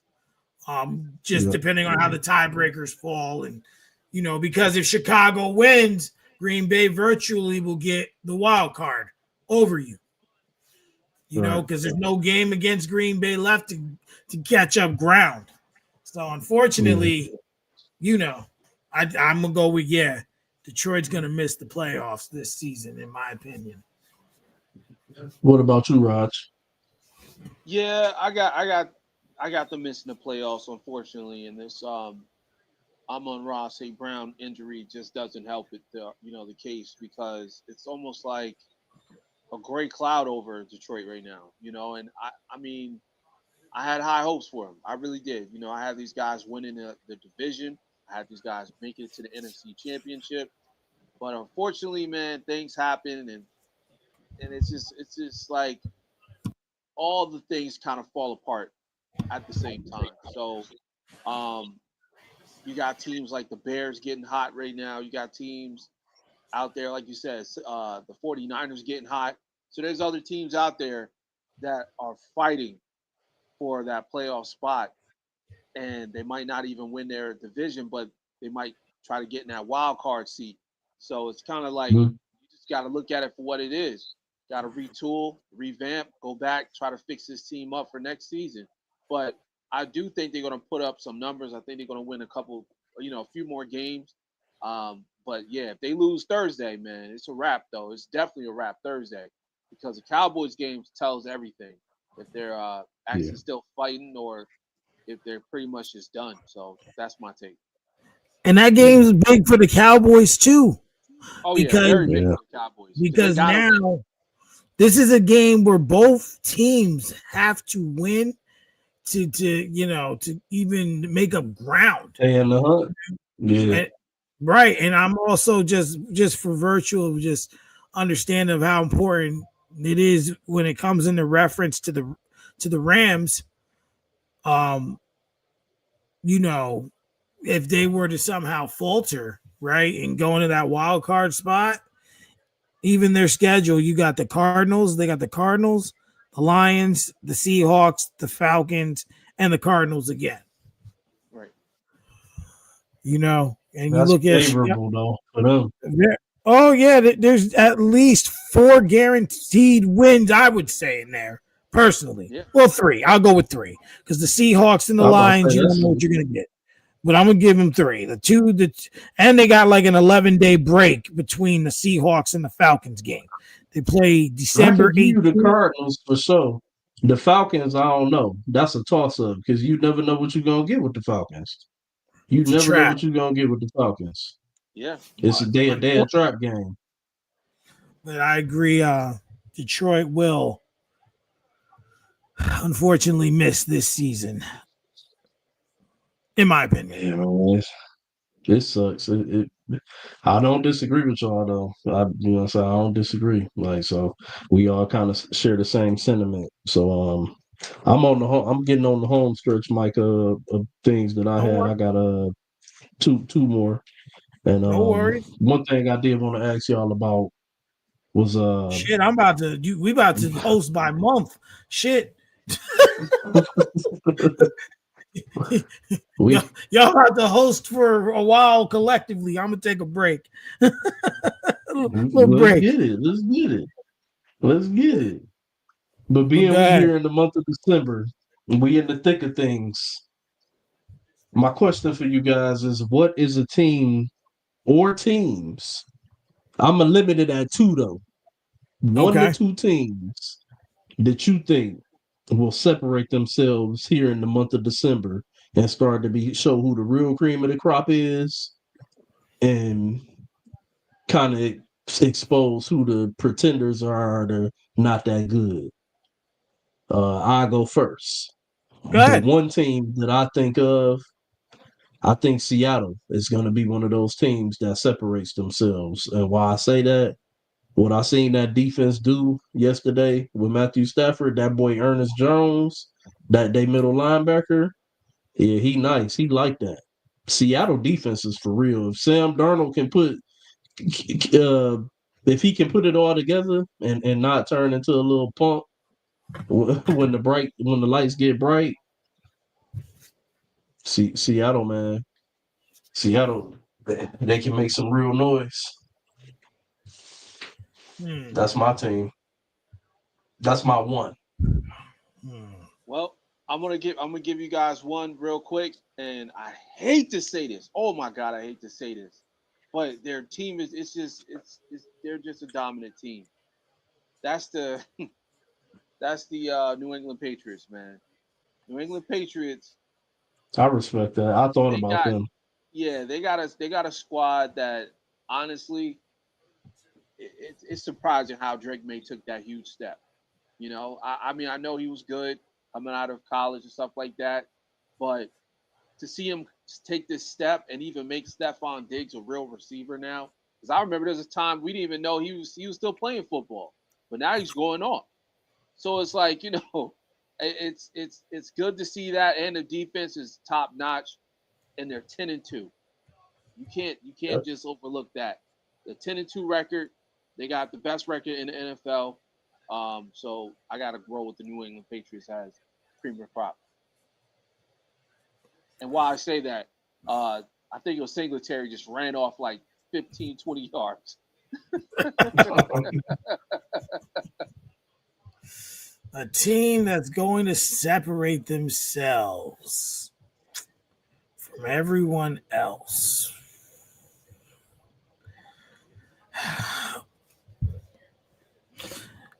I'm going to give you both of mine because I've been talking about these two teams and asking weekly if it's time to believe in them. And I believe these two teams are going to separate themselves. I can't say positively or negatively, right? Like it can go contender or pretender, right? And one's in each conference, and they're both the leading teams of their respective conferences. And the first is the Denver Broncos, who are also 10-2. We know that their schedule has been subpar.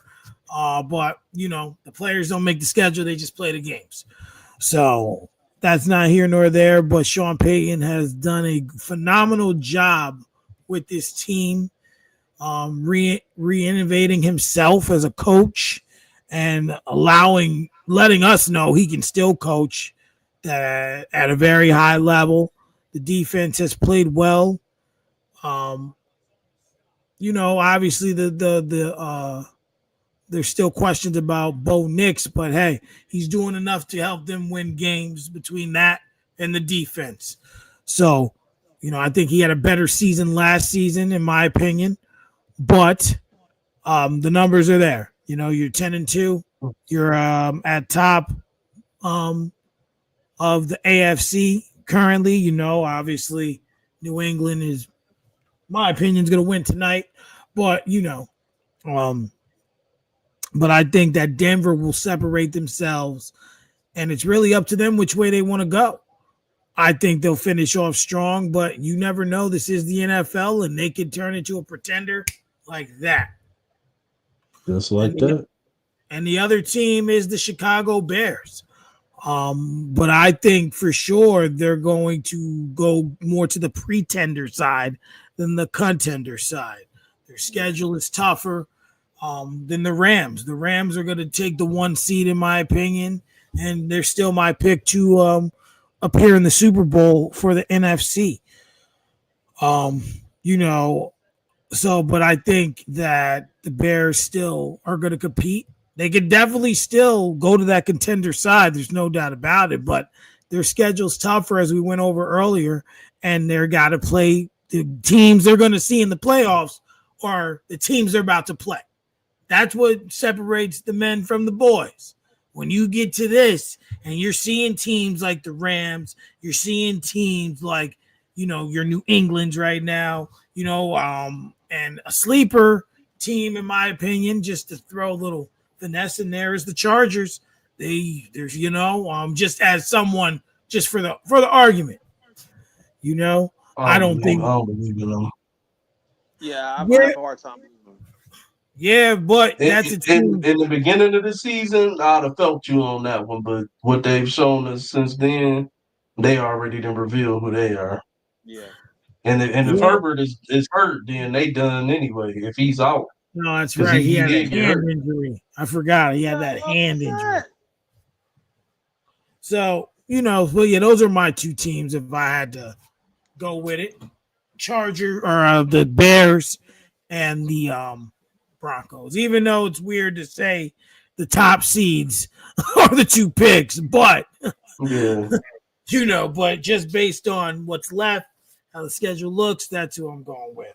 Oh, these yeah. kickers are gambling, bro. And you already know why I don't believe in why I didn't pick Denver. It's just that Bo Nix, man. I just something about him. I just don't believe in. I just don't believe in quarterbacks that just you can't score points with.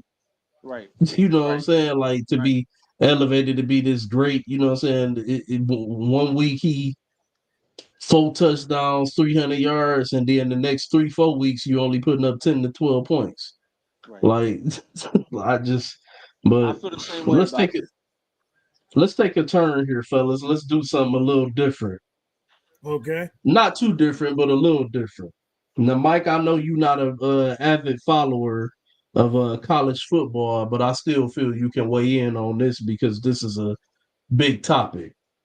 Okay. Um, so we are. I'm pretty sure you guys have heard the news that Lane Kiffin has decided to sign to be the new head coach for LSU. He's leaving Ole Miss after Hmm. being there for the past 6 seasons.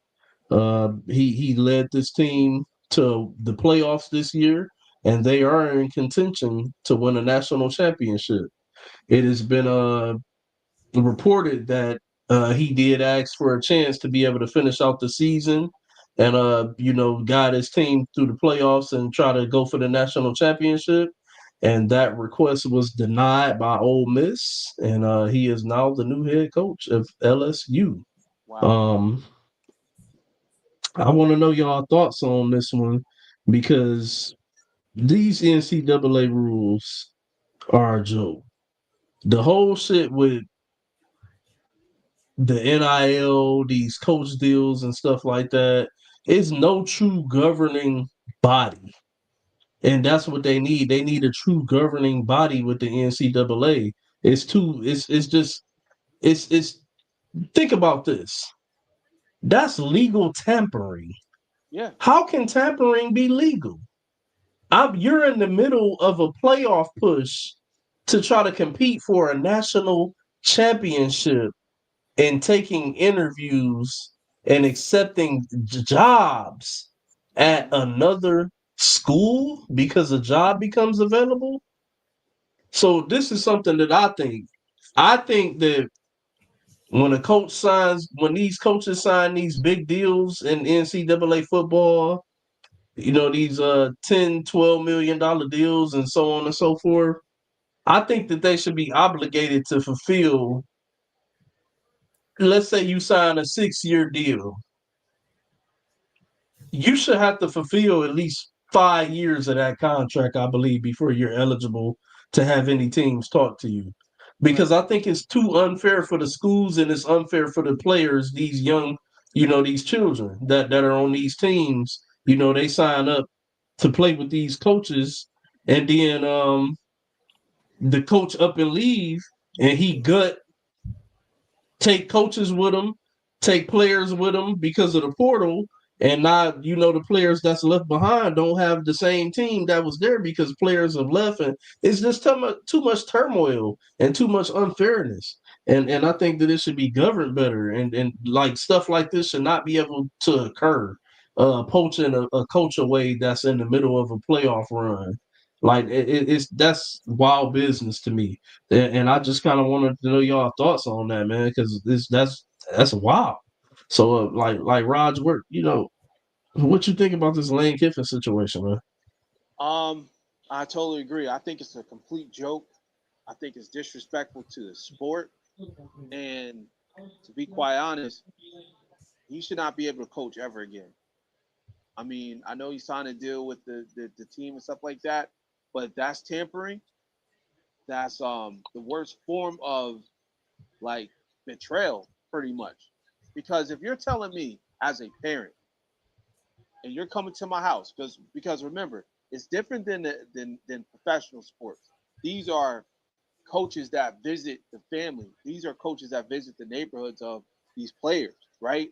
And they look them in the eyes and they tell them, if you come and play for me, we're going to win a national title. We're going to win a natty.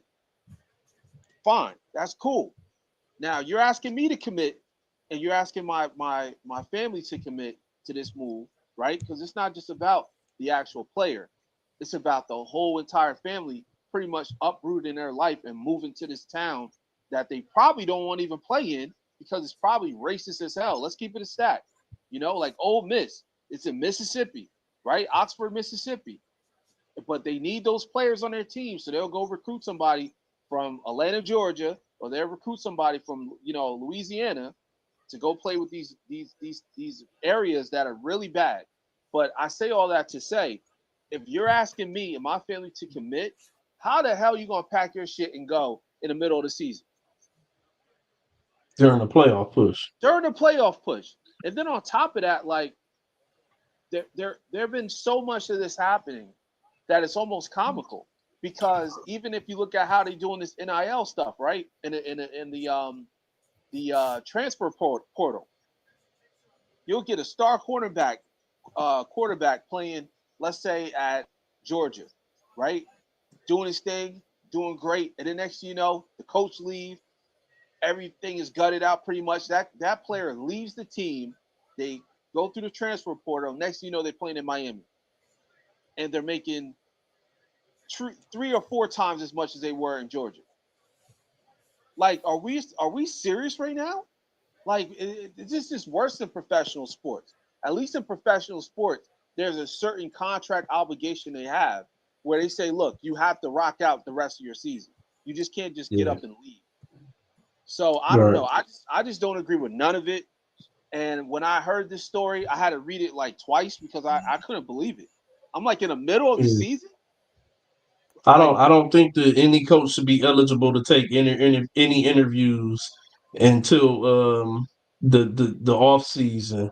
And if it's yeah, any findings of tampering to where a team has had reached out to a coach or they've had mutual contact with one another, then it should right. be severe punishment.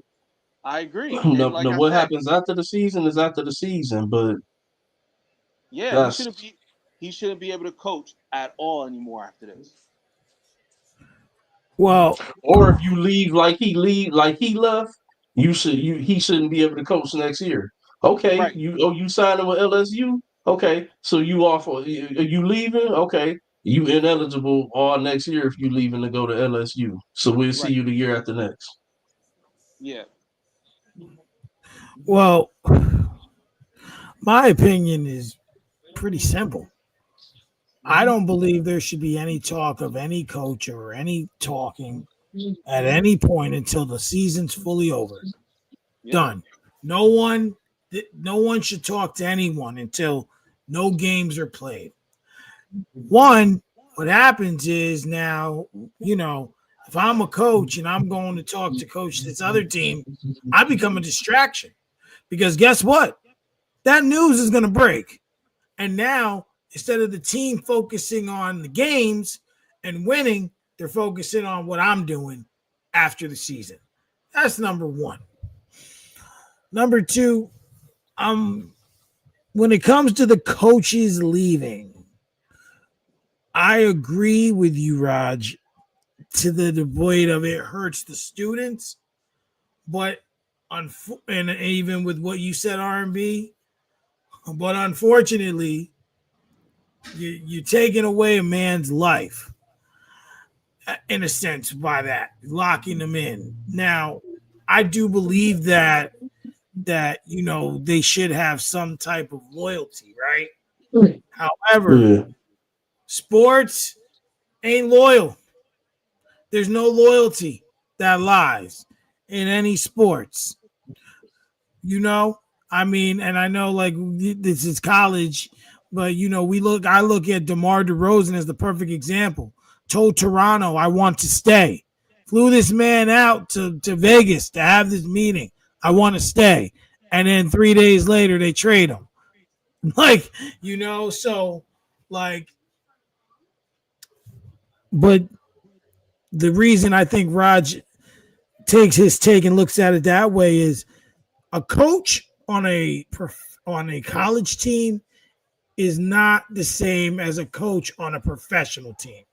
Right. And what I mean when I say that is, a coach on the collegiate level is trying to coach, not just coach you on the field, but it becomes a brotherhood and he becomes a father figure.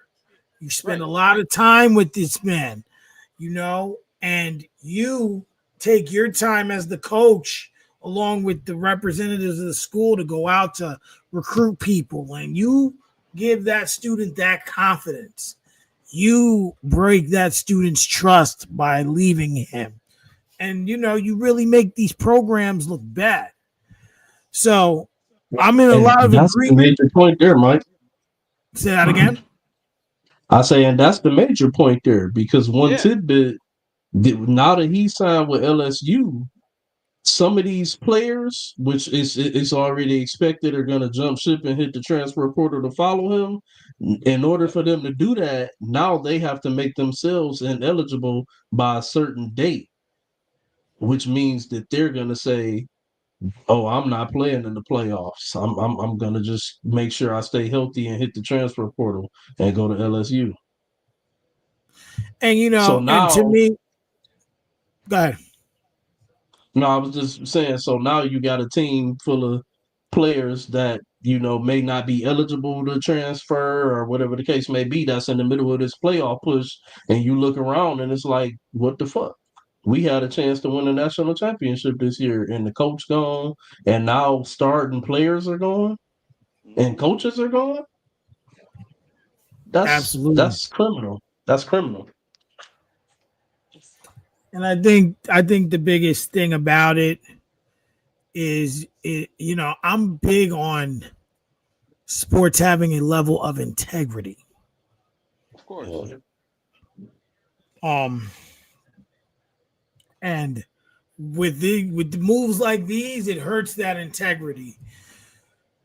And it's just sad because all these guys, these boys becoming men, young men, they're trying to play to become professionals.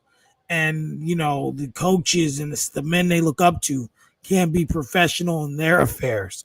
So how are you supposed to teach these men how to be professional in their future affairs when you're the leader by example, and you're leading them with a bad example?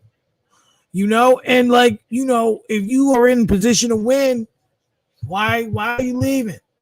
Like, why? And at that moment, let these boys play. If you want to leave after the season, okay.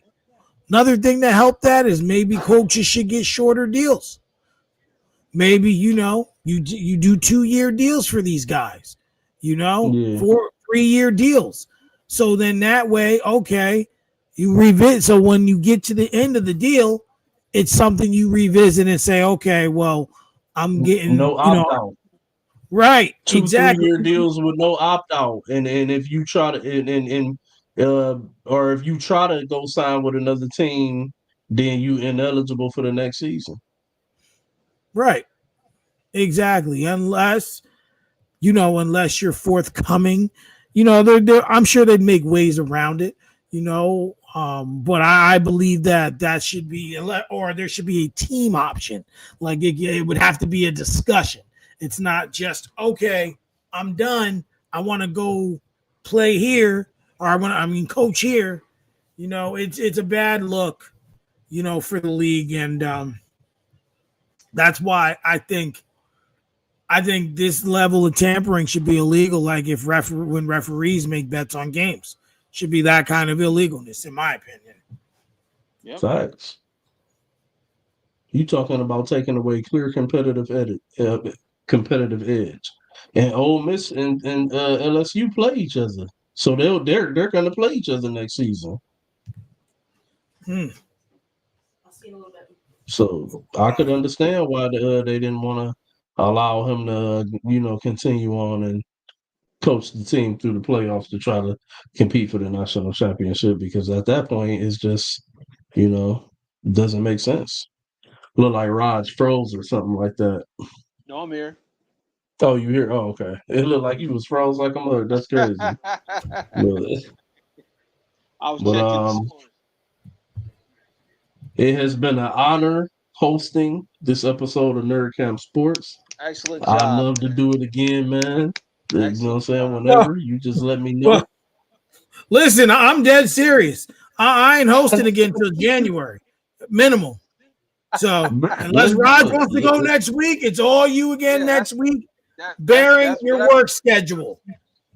whatever's clever, Thank you. whatever works. But you did an excellent job, Mhm. man. Excellent job. You made me like I got to sharpen up my skills. Shit. Because I'm like, damn, I'm a little outdated here. I need to fresh, but it's good to see, just to have alternate, fresh perspectives and stuff. So if Raj wants to go next week, I'm more than Oh yeah, fine with that. I'm down. All I'm down right. for next week. Yeah, and then we real- can figure it out week by week basis and go from there. Yeah. Real quick, I want to bring up one topic, and that's it. No, do your thing. A basketball topic. The Let's Los do it. Angeles Clippers, right? They're playing tonight. Now we know they've been dealing with a lot of bullshit when it comes down to their players and how they're playing. Kawhi Leonard pretty much is out the door. James Harden's out the door. What is your take? What do they need to do? Because I just looked at the score. It was a 30-2 point run. 30-2 point run. The Miami Heat just put up those crazy numbers against the Los Angeles Clippers. What do they need to do to fix that team? First, before I even answer that, I have to say, shout out to Detroit. 17-4 right now, busting everyone's ass, looking real good. And the rest of the NBA just give up. OKC's like just gonna kill everyone all season. Dude's just like, nah, we just gonna kill everyone. Like they ain't met Motorcade yet with his young crew. That's gonna be a game. But yeah, so you said you did what do I think about what do we think about God damn it. I'm saying what do they need to do to fix the Clippers? Because we know it's been a shit show over there. Well, let's just take a look at this. First of all, you got a lot of miles on that team. Chris Paul went there. He's been averaging, I've seen something crazy like 2.4 points. He's just, obviously in his 21st season, he's just done. We respect him. He's going to go down as one of the all-time great guards. Can't take that away from him. Then you look at Bradley Beal, who gave all his best years to Washington. We got to call it what it is. He did. Gave all his best years to Washington. So, now he's trying to fit into a system where he's really not fitting. Harden's been playing some good ball. I know he had a stretch of games where Houston James Harden was reborn. But let's be honest. That nigga's dead. He's as dead as college dropout Kanye. He dead. Ain't coming back. I mean, you look at Kawhi, who's, always had an injury history. So, to be honest with you, and then you brought in, I think Brooke Lopez is there.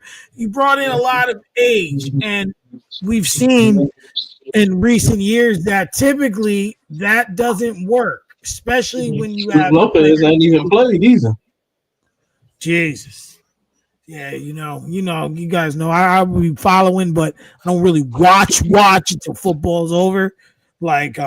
So when you bring in those players aging, and now some of them got contracts, the, if you're saying what can they do right now to fix it, is you got to me, my opinion is to you got to find a way to trade some of those pieces and find a way to get some kind of youth on the team. Okay. I don't know how, but you just need some kind of fresh resurgence in order to become to just even compete. I mean, you look at like where are they? They're 5-15 through, and I always say typically we know who a team is when we get to 25-30 games. Right. So even if they were to win another 10, you're 15-15, which means to me mediocrity is going to be your thing for this season. So I think they just have to get some pieces of some sort that are a little younger, a little faster, and it's time to rebuild. You got Kawhi. What? He went there 2019, Yeah. 2018. It's been 5-6 seasons. And there were talks if he won a championship with the Clippers, he would be in the talks with like Michael Jordan and LeBron as like the greatest player ever. Obviously that didn't happen or hasn't happened.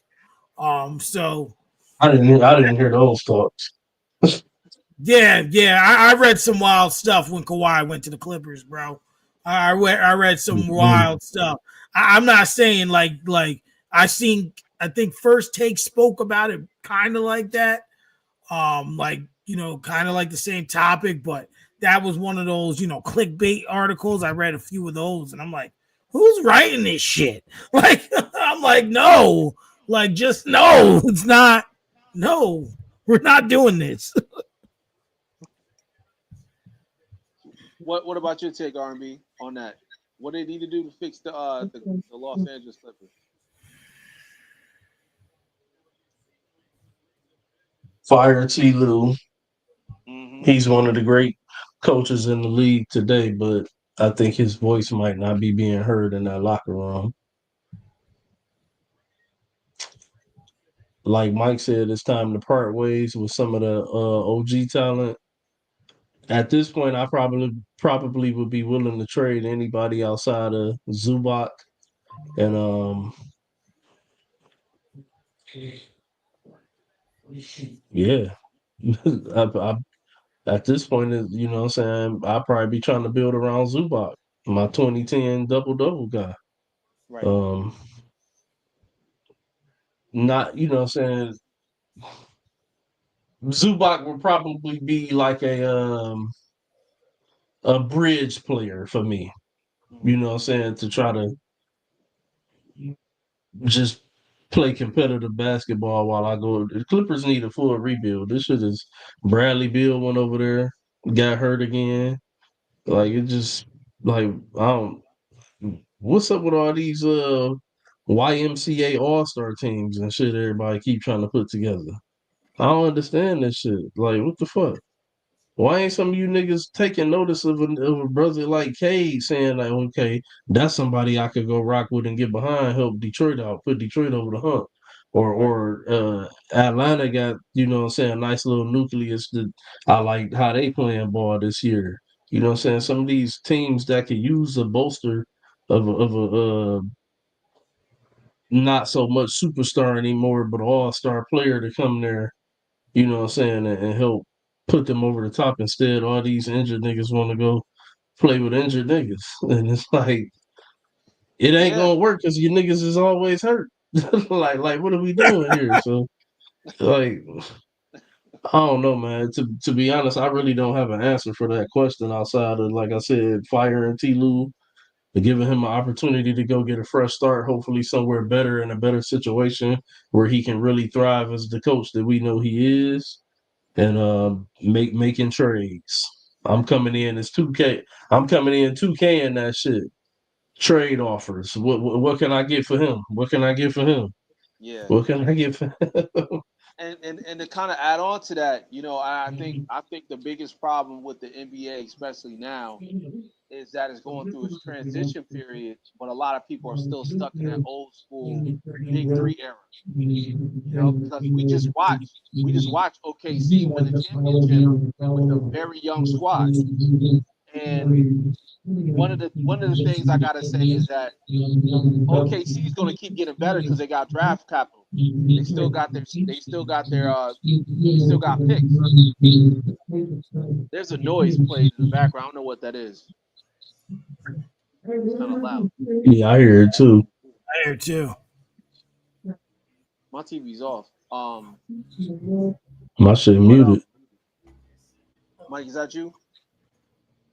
Is it gone now? Yeah, it's going now. I turned my TV down. It went away. Okay. So Okay.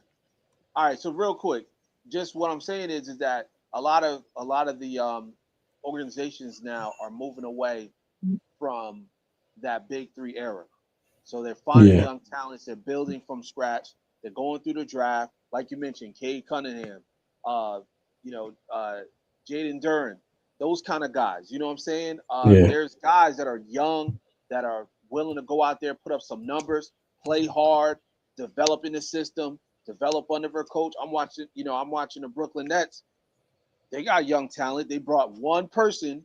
They brought Michael Porter Jr. over, and now all of a sudden the whole chemistry changed. Like they're building around young superstars, and even if they Well, don't make it, yeah, let's not forget Michael Porter Jr. was who he was coming out of college now.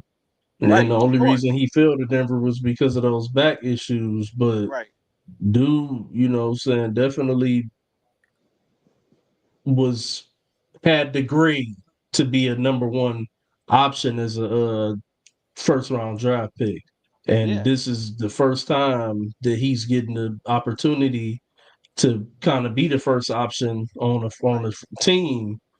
And not only is it his first opportunity, but he's seasoned and has played with one of the greatest players of all time and another all-star Jamal Murray and won a championship. And he has plenty of playoff experience from yeah. that situation as well. So if he can stay healthy, you guys might have a building block there with Michael Porter Jr.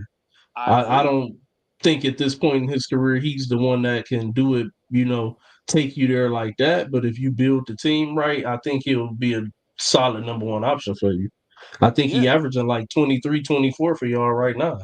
yeah. He just put up 30 tonight, but it just goes to show you how you build your team.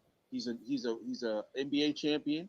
2023 they won the title. Um, he wasn't an all star, but he'd probably be a fringe all star this season, scoring about 30 and putting up 5 and 5 a game. So it just goes to show you build young, you build consistent. You don't go out there and get these old ass Kawhi and James Hardens on the team. Even look at 76ers, right? 76ers built around Joel Embiid for so long and went nowhere. And now they pretty much put Joel Embiid in the background and said, look, we're building around Tyrese Maxey and we're building around DJ Edgecombe and Jared McCain. We're building around young talent, people in their early 20s that are willing to go out there and play 75, 80 games a season. That's not always sitting out 50 games a season. So that's all I gotta say. I think they gotta blow up these big three teams and allow these young cats to go out there and ball. can't be mad at that. Can't be mad at that. So, real quick, we just gonna go through the week 14 games, and then we will sign off. So I'm gonna start with the Thursday night banger. Dallas at Detroit. Whew, man, I'm gonna roll with the Lions because they're at home. They have to win this game. It's a Lion, must win. same here. I think Dallas they need to slow their brakes. Their fans are getting a little too excited. They're starting to come up in my feed. Detroit's going to give them the reality and show us who the Dallas Cowboys really are. The Miami at Cowgirls. the Cowgirls. How about them girls? Miami at the Jets. I like the sound of that. Yeah, right. Where they playing? Miami at New York Jets. Oh, give me the Jets. It's cold outside. Give me the Jets. Those Dolphins don't come in It's cold. about to snow this week. Give me the Jets. I'm gonna take the Dolphins. I think Tua comes in and has a big day, proves that he can play in the cold. It's a trend right now. This son of a bitch, Jeffrey Dahmer, is coaching to save his job, and it's working. Jeffrey I'm Dahmer. gonna go. I'm gonna go with the Jets too for the same reason, that cold weather. Y'all ain't Might willing to put y'all money where y'all mouth at.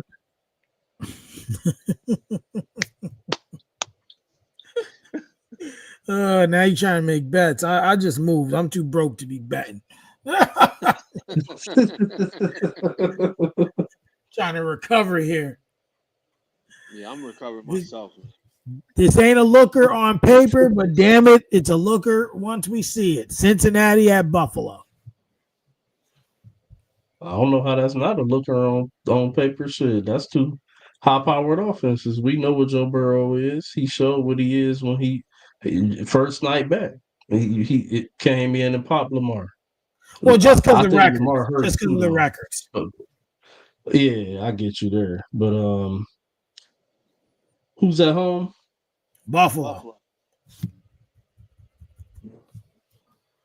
I'm gonna take Buffalo because I think that I think they running back can have a big day against Cincinnati's defense, and I think they're the ones who are firmly in the playoff position right now. So they'll come out and try to play hard to win this game to start getting into the thick of things for December. The Bengals they are not going to make the playoffs, and they're not There's going to no win this chance. game. Josh Yeah, Allen gonna have a career day. I agree. I definitely agree. I think the Buffalo Bills are gonna go out there and just show out and get this win at home. I agree too. I'm taking Buffalo. Seattle at Atlanta. Go Seattle, man. Go with Seattle. Atlanta, they're a shit show right now. I hate to say it, but yeah, give me Seattle. I agree. Seattle Yeah, on the I'll road. take Seattle. Can I take Seattle and then put a little slight maybe on the other side?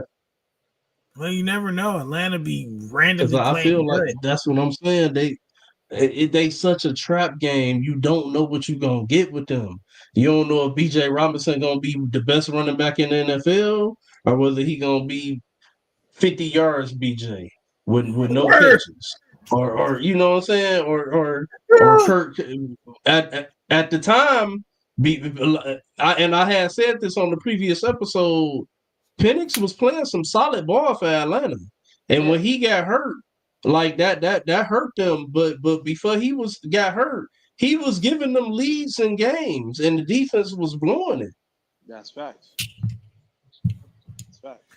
So True. you just never know what you're gonna get with Atlanta. They a trappy team, man. Oh man. Oh God. I don't even Trappy. want to. I don't even want to read this one. First place in the AFC North at stake. Pittsburgh at Baltimore. Baltimore.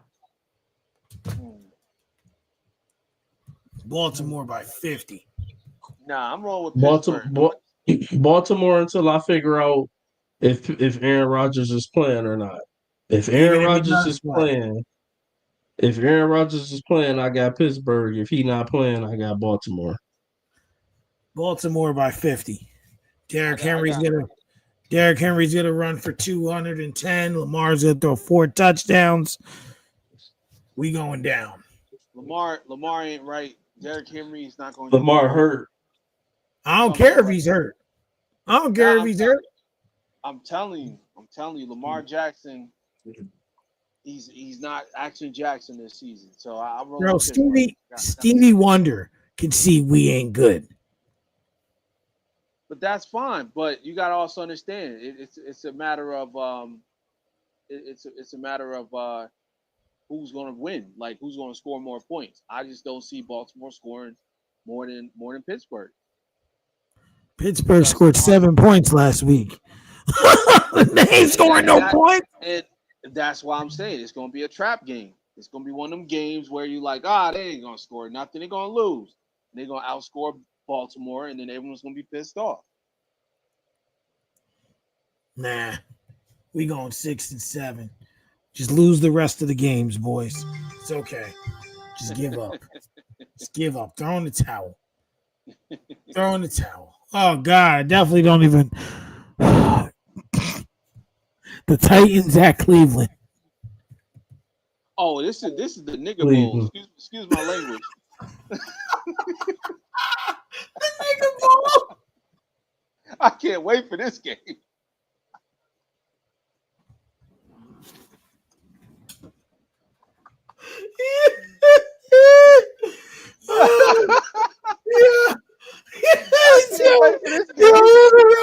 That game out of nowhere. It's the nigga bowl. I can't wait for this game.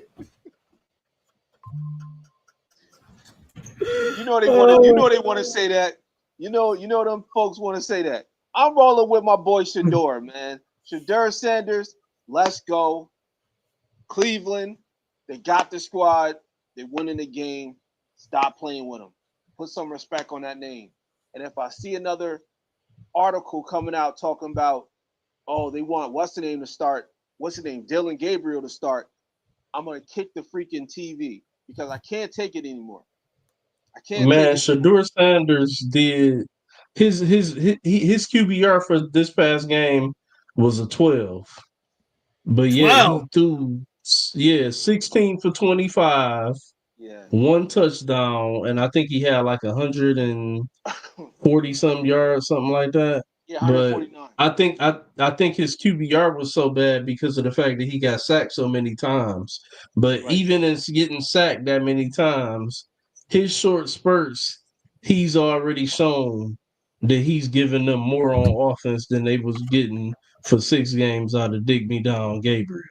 Man, Exactly. get the fuck out of here. This dude is not an NFL starting quarterback, and we seen it in the 6 games that he played.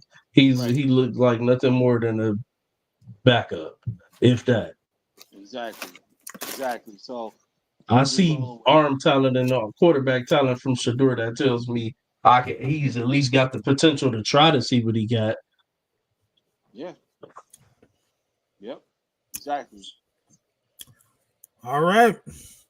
AFC South is also on the line Sunday at 1 p.m. Colts at Jacksonville. I'm rolling with Jacksonville. I think Danny Dimes is Danny dominant. He went back to Danny Dimes, so give me Jacksonville. I agree. Jacksonville in a tight game. I don't think it'll be high scoring. You know, I don't know, I'm like gonna go 24. with the Colts because I think the Colts have lost 3 in a row or 2 in a row. So I think I three, think this will be a definitely, bounce back week. definitely 3 of the last 4. I think this will be a bounce back week for them, though. Oh, gosh, some ugly ones here. Washington and Minnesota. Gotta roll Minnesota. Nah, I'm rolling with Washington. I can't do that. My man Super Mario gonna show up. I agree. Washington. I agree. I got Washington as well. Oh, man, another fail fest. Well, not fail fest, but only fail fest if Tampa Bay loses to New Orleans at home. Another trap game. Potentially. I think Baker out, right? Yeah, I think Baker? so. Yeah, he hurt his arm. Damn. Yeah, I'm rolling with I'm still rolling with Tampa. I'm rolling with the Bucks. Somehow, somebody pull it off. I don't even know who the quarterback is. But I know they I'm got gonna more roll with the talent. Bucks too. I know they got more talent than New Orleans. I don't know what they doing out there. I'm rolling with the Bucks just off sheer. I don't know what the fuck they got going on in New Orleans either. The Saints are ass. So Only bad. thing they got going good is Chris Olave, and they ain't Yeah, got a quarterback to get him the ball. damn. Another potential trap game. Denver at Vegas. Um, you said Vegas. Yep. Hmm. Denver at Vegas. You know what? I'm rolling with Vegas. I'm gonna tell you why. I think those guys stay up, they gamble all night, they take this game too lightly, and Geno Smith throws 3 touchdown passes.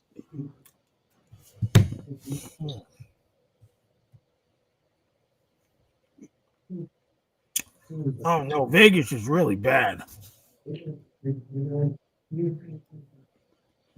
Yeah, but their defense is good. Their defense is good. If they can Their find a way to defense keep is solid. Yeah. If they can find a way to keep it close, they might sneak up and beat Denver. Denver's due for a loss, man. I just don't believe in Bo Nix. I don't. He reminds me of like Tim Tebow so much. Like he's got like Tim Tebow tendencies. Like he's good, but he's not good enough. He's just like you look at the score, you're like, how the hell they win? Mm-hmm. Well, I agree with that sentiment. I'm still gonna go with Denver. Nah, I do agree with what you're saying, but this ain't the week. I hear you. I don't blame you. I guess this is the week of first place division games. Chicago at Green Bay. Woo! I gotta roll with Green Bay. I think when Jordan Love bit that turkey leg, he tasted that blood and he just turned into a different animal. He just turned into a whole different animal. I mean, that dude went off. So I'm Yeah, rolling with Green Bay. Give me I Green agree. Bay as well.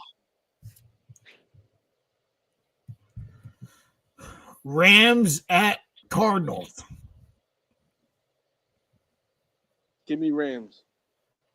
Yeah, me too. Bounce They back already game. lost they already lost the game they weren't supposed to lose. Mm. And Rams. the night game is a bar burner and a very important game. Houston at Kansas City. Mm. As much as I want to say Kansas City gonna lose, I don't trust CJ Stroud. He's another one of those quarterbacks. So I'm gonna roll with Kansas City. I agree too. Kansas City at home. I'm gonna take the Texans. It's not not a bad pick. They can definitely win this game.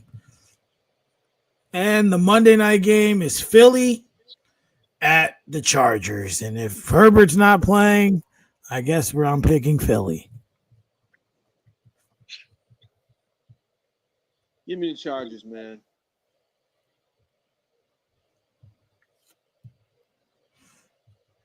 Who you got, R&B? Which game? The Philly at the Chargers.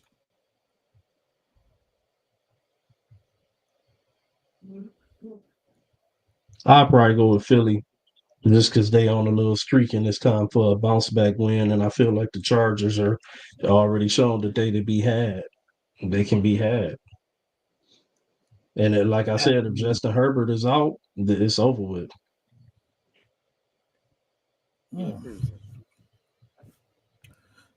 much. Well, we're going to see what it does. Well, gentlemen, it was a good show. You know, unfortunately, Brandon had to deliver a lot of packages still. You know, it's holiday season and he works at UPS. So that's those two things don't go together. Exactly. R&B, do you still want to have that meeting? Yeah, we can real quick. Oh, Ain't gotta be no. all right. So just stay backstage and thank you everyone for watching and the support. You know, we're gonna finish out the year strong and get ready for next year. And hopefully we'll find a way for you to see more of us. R&B hosted this tonight. Raj will be hosting next week, and we'll see you guys in a week. Peace. Peace. And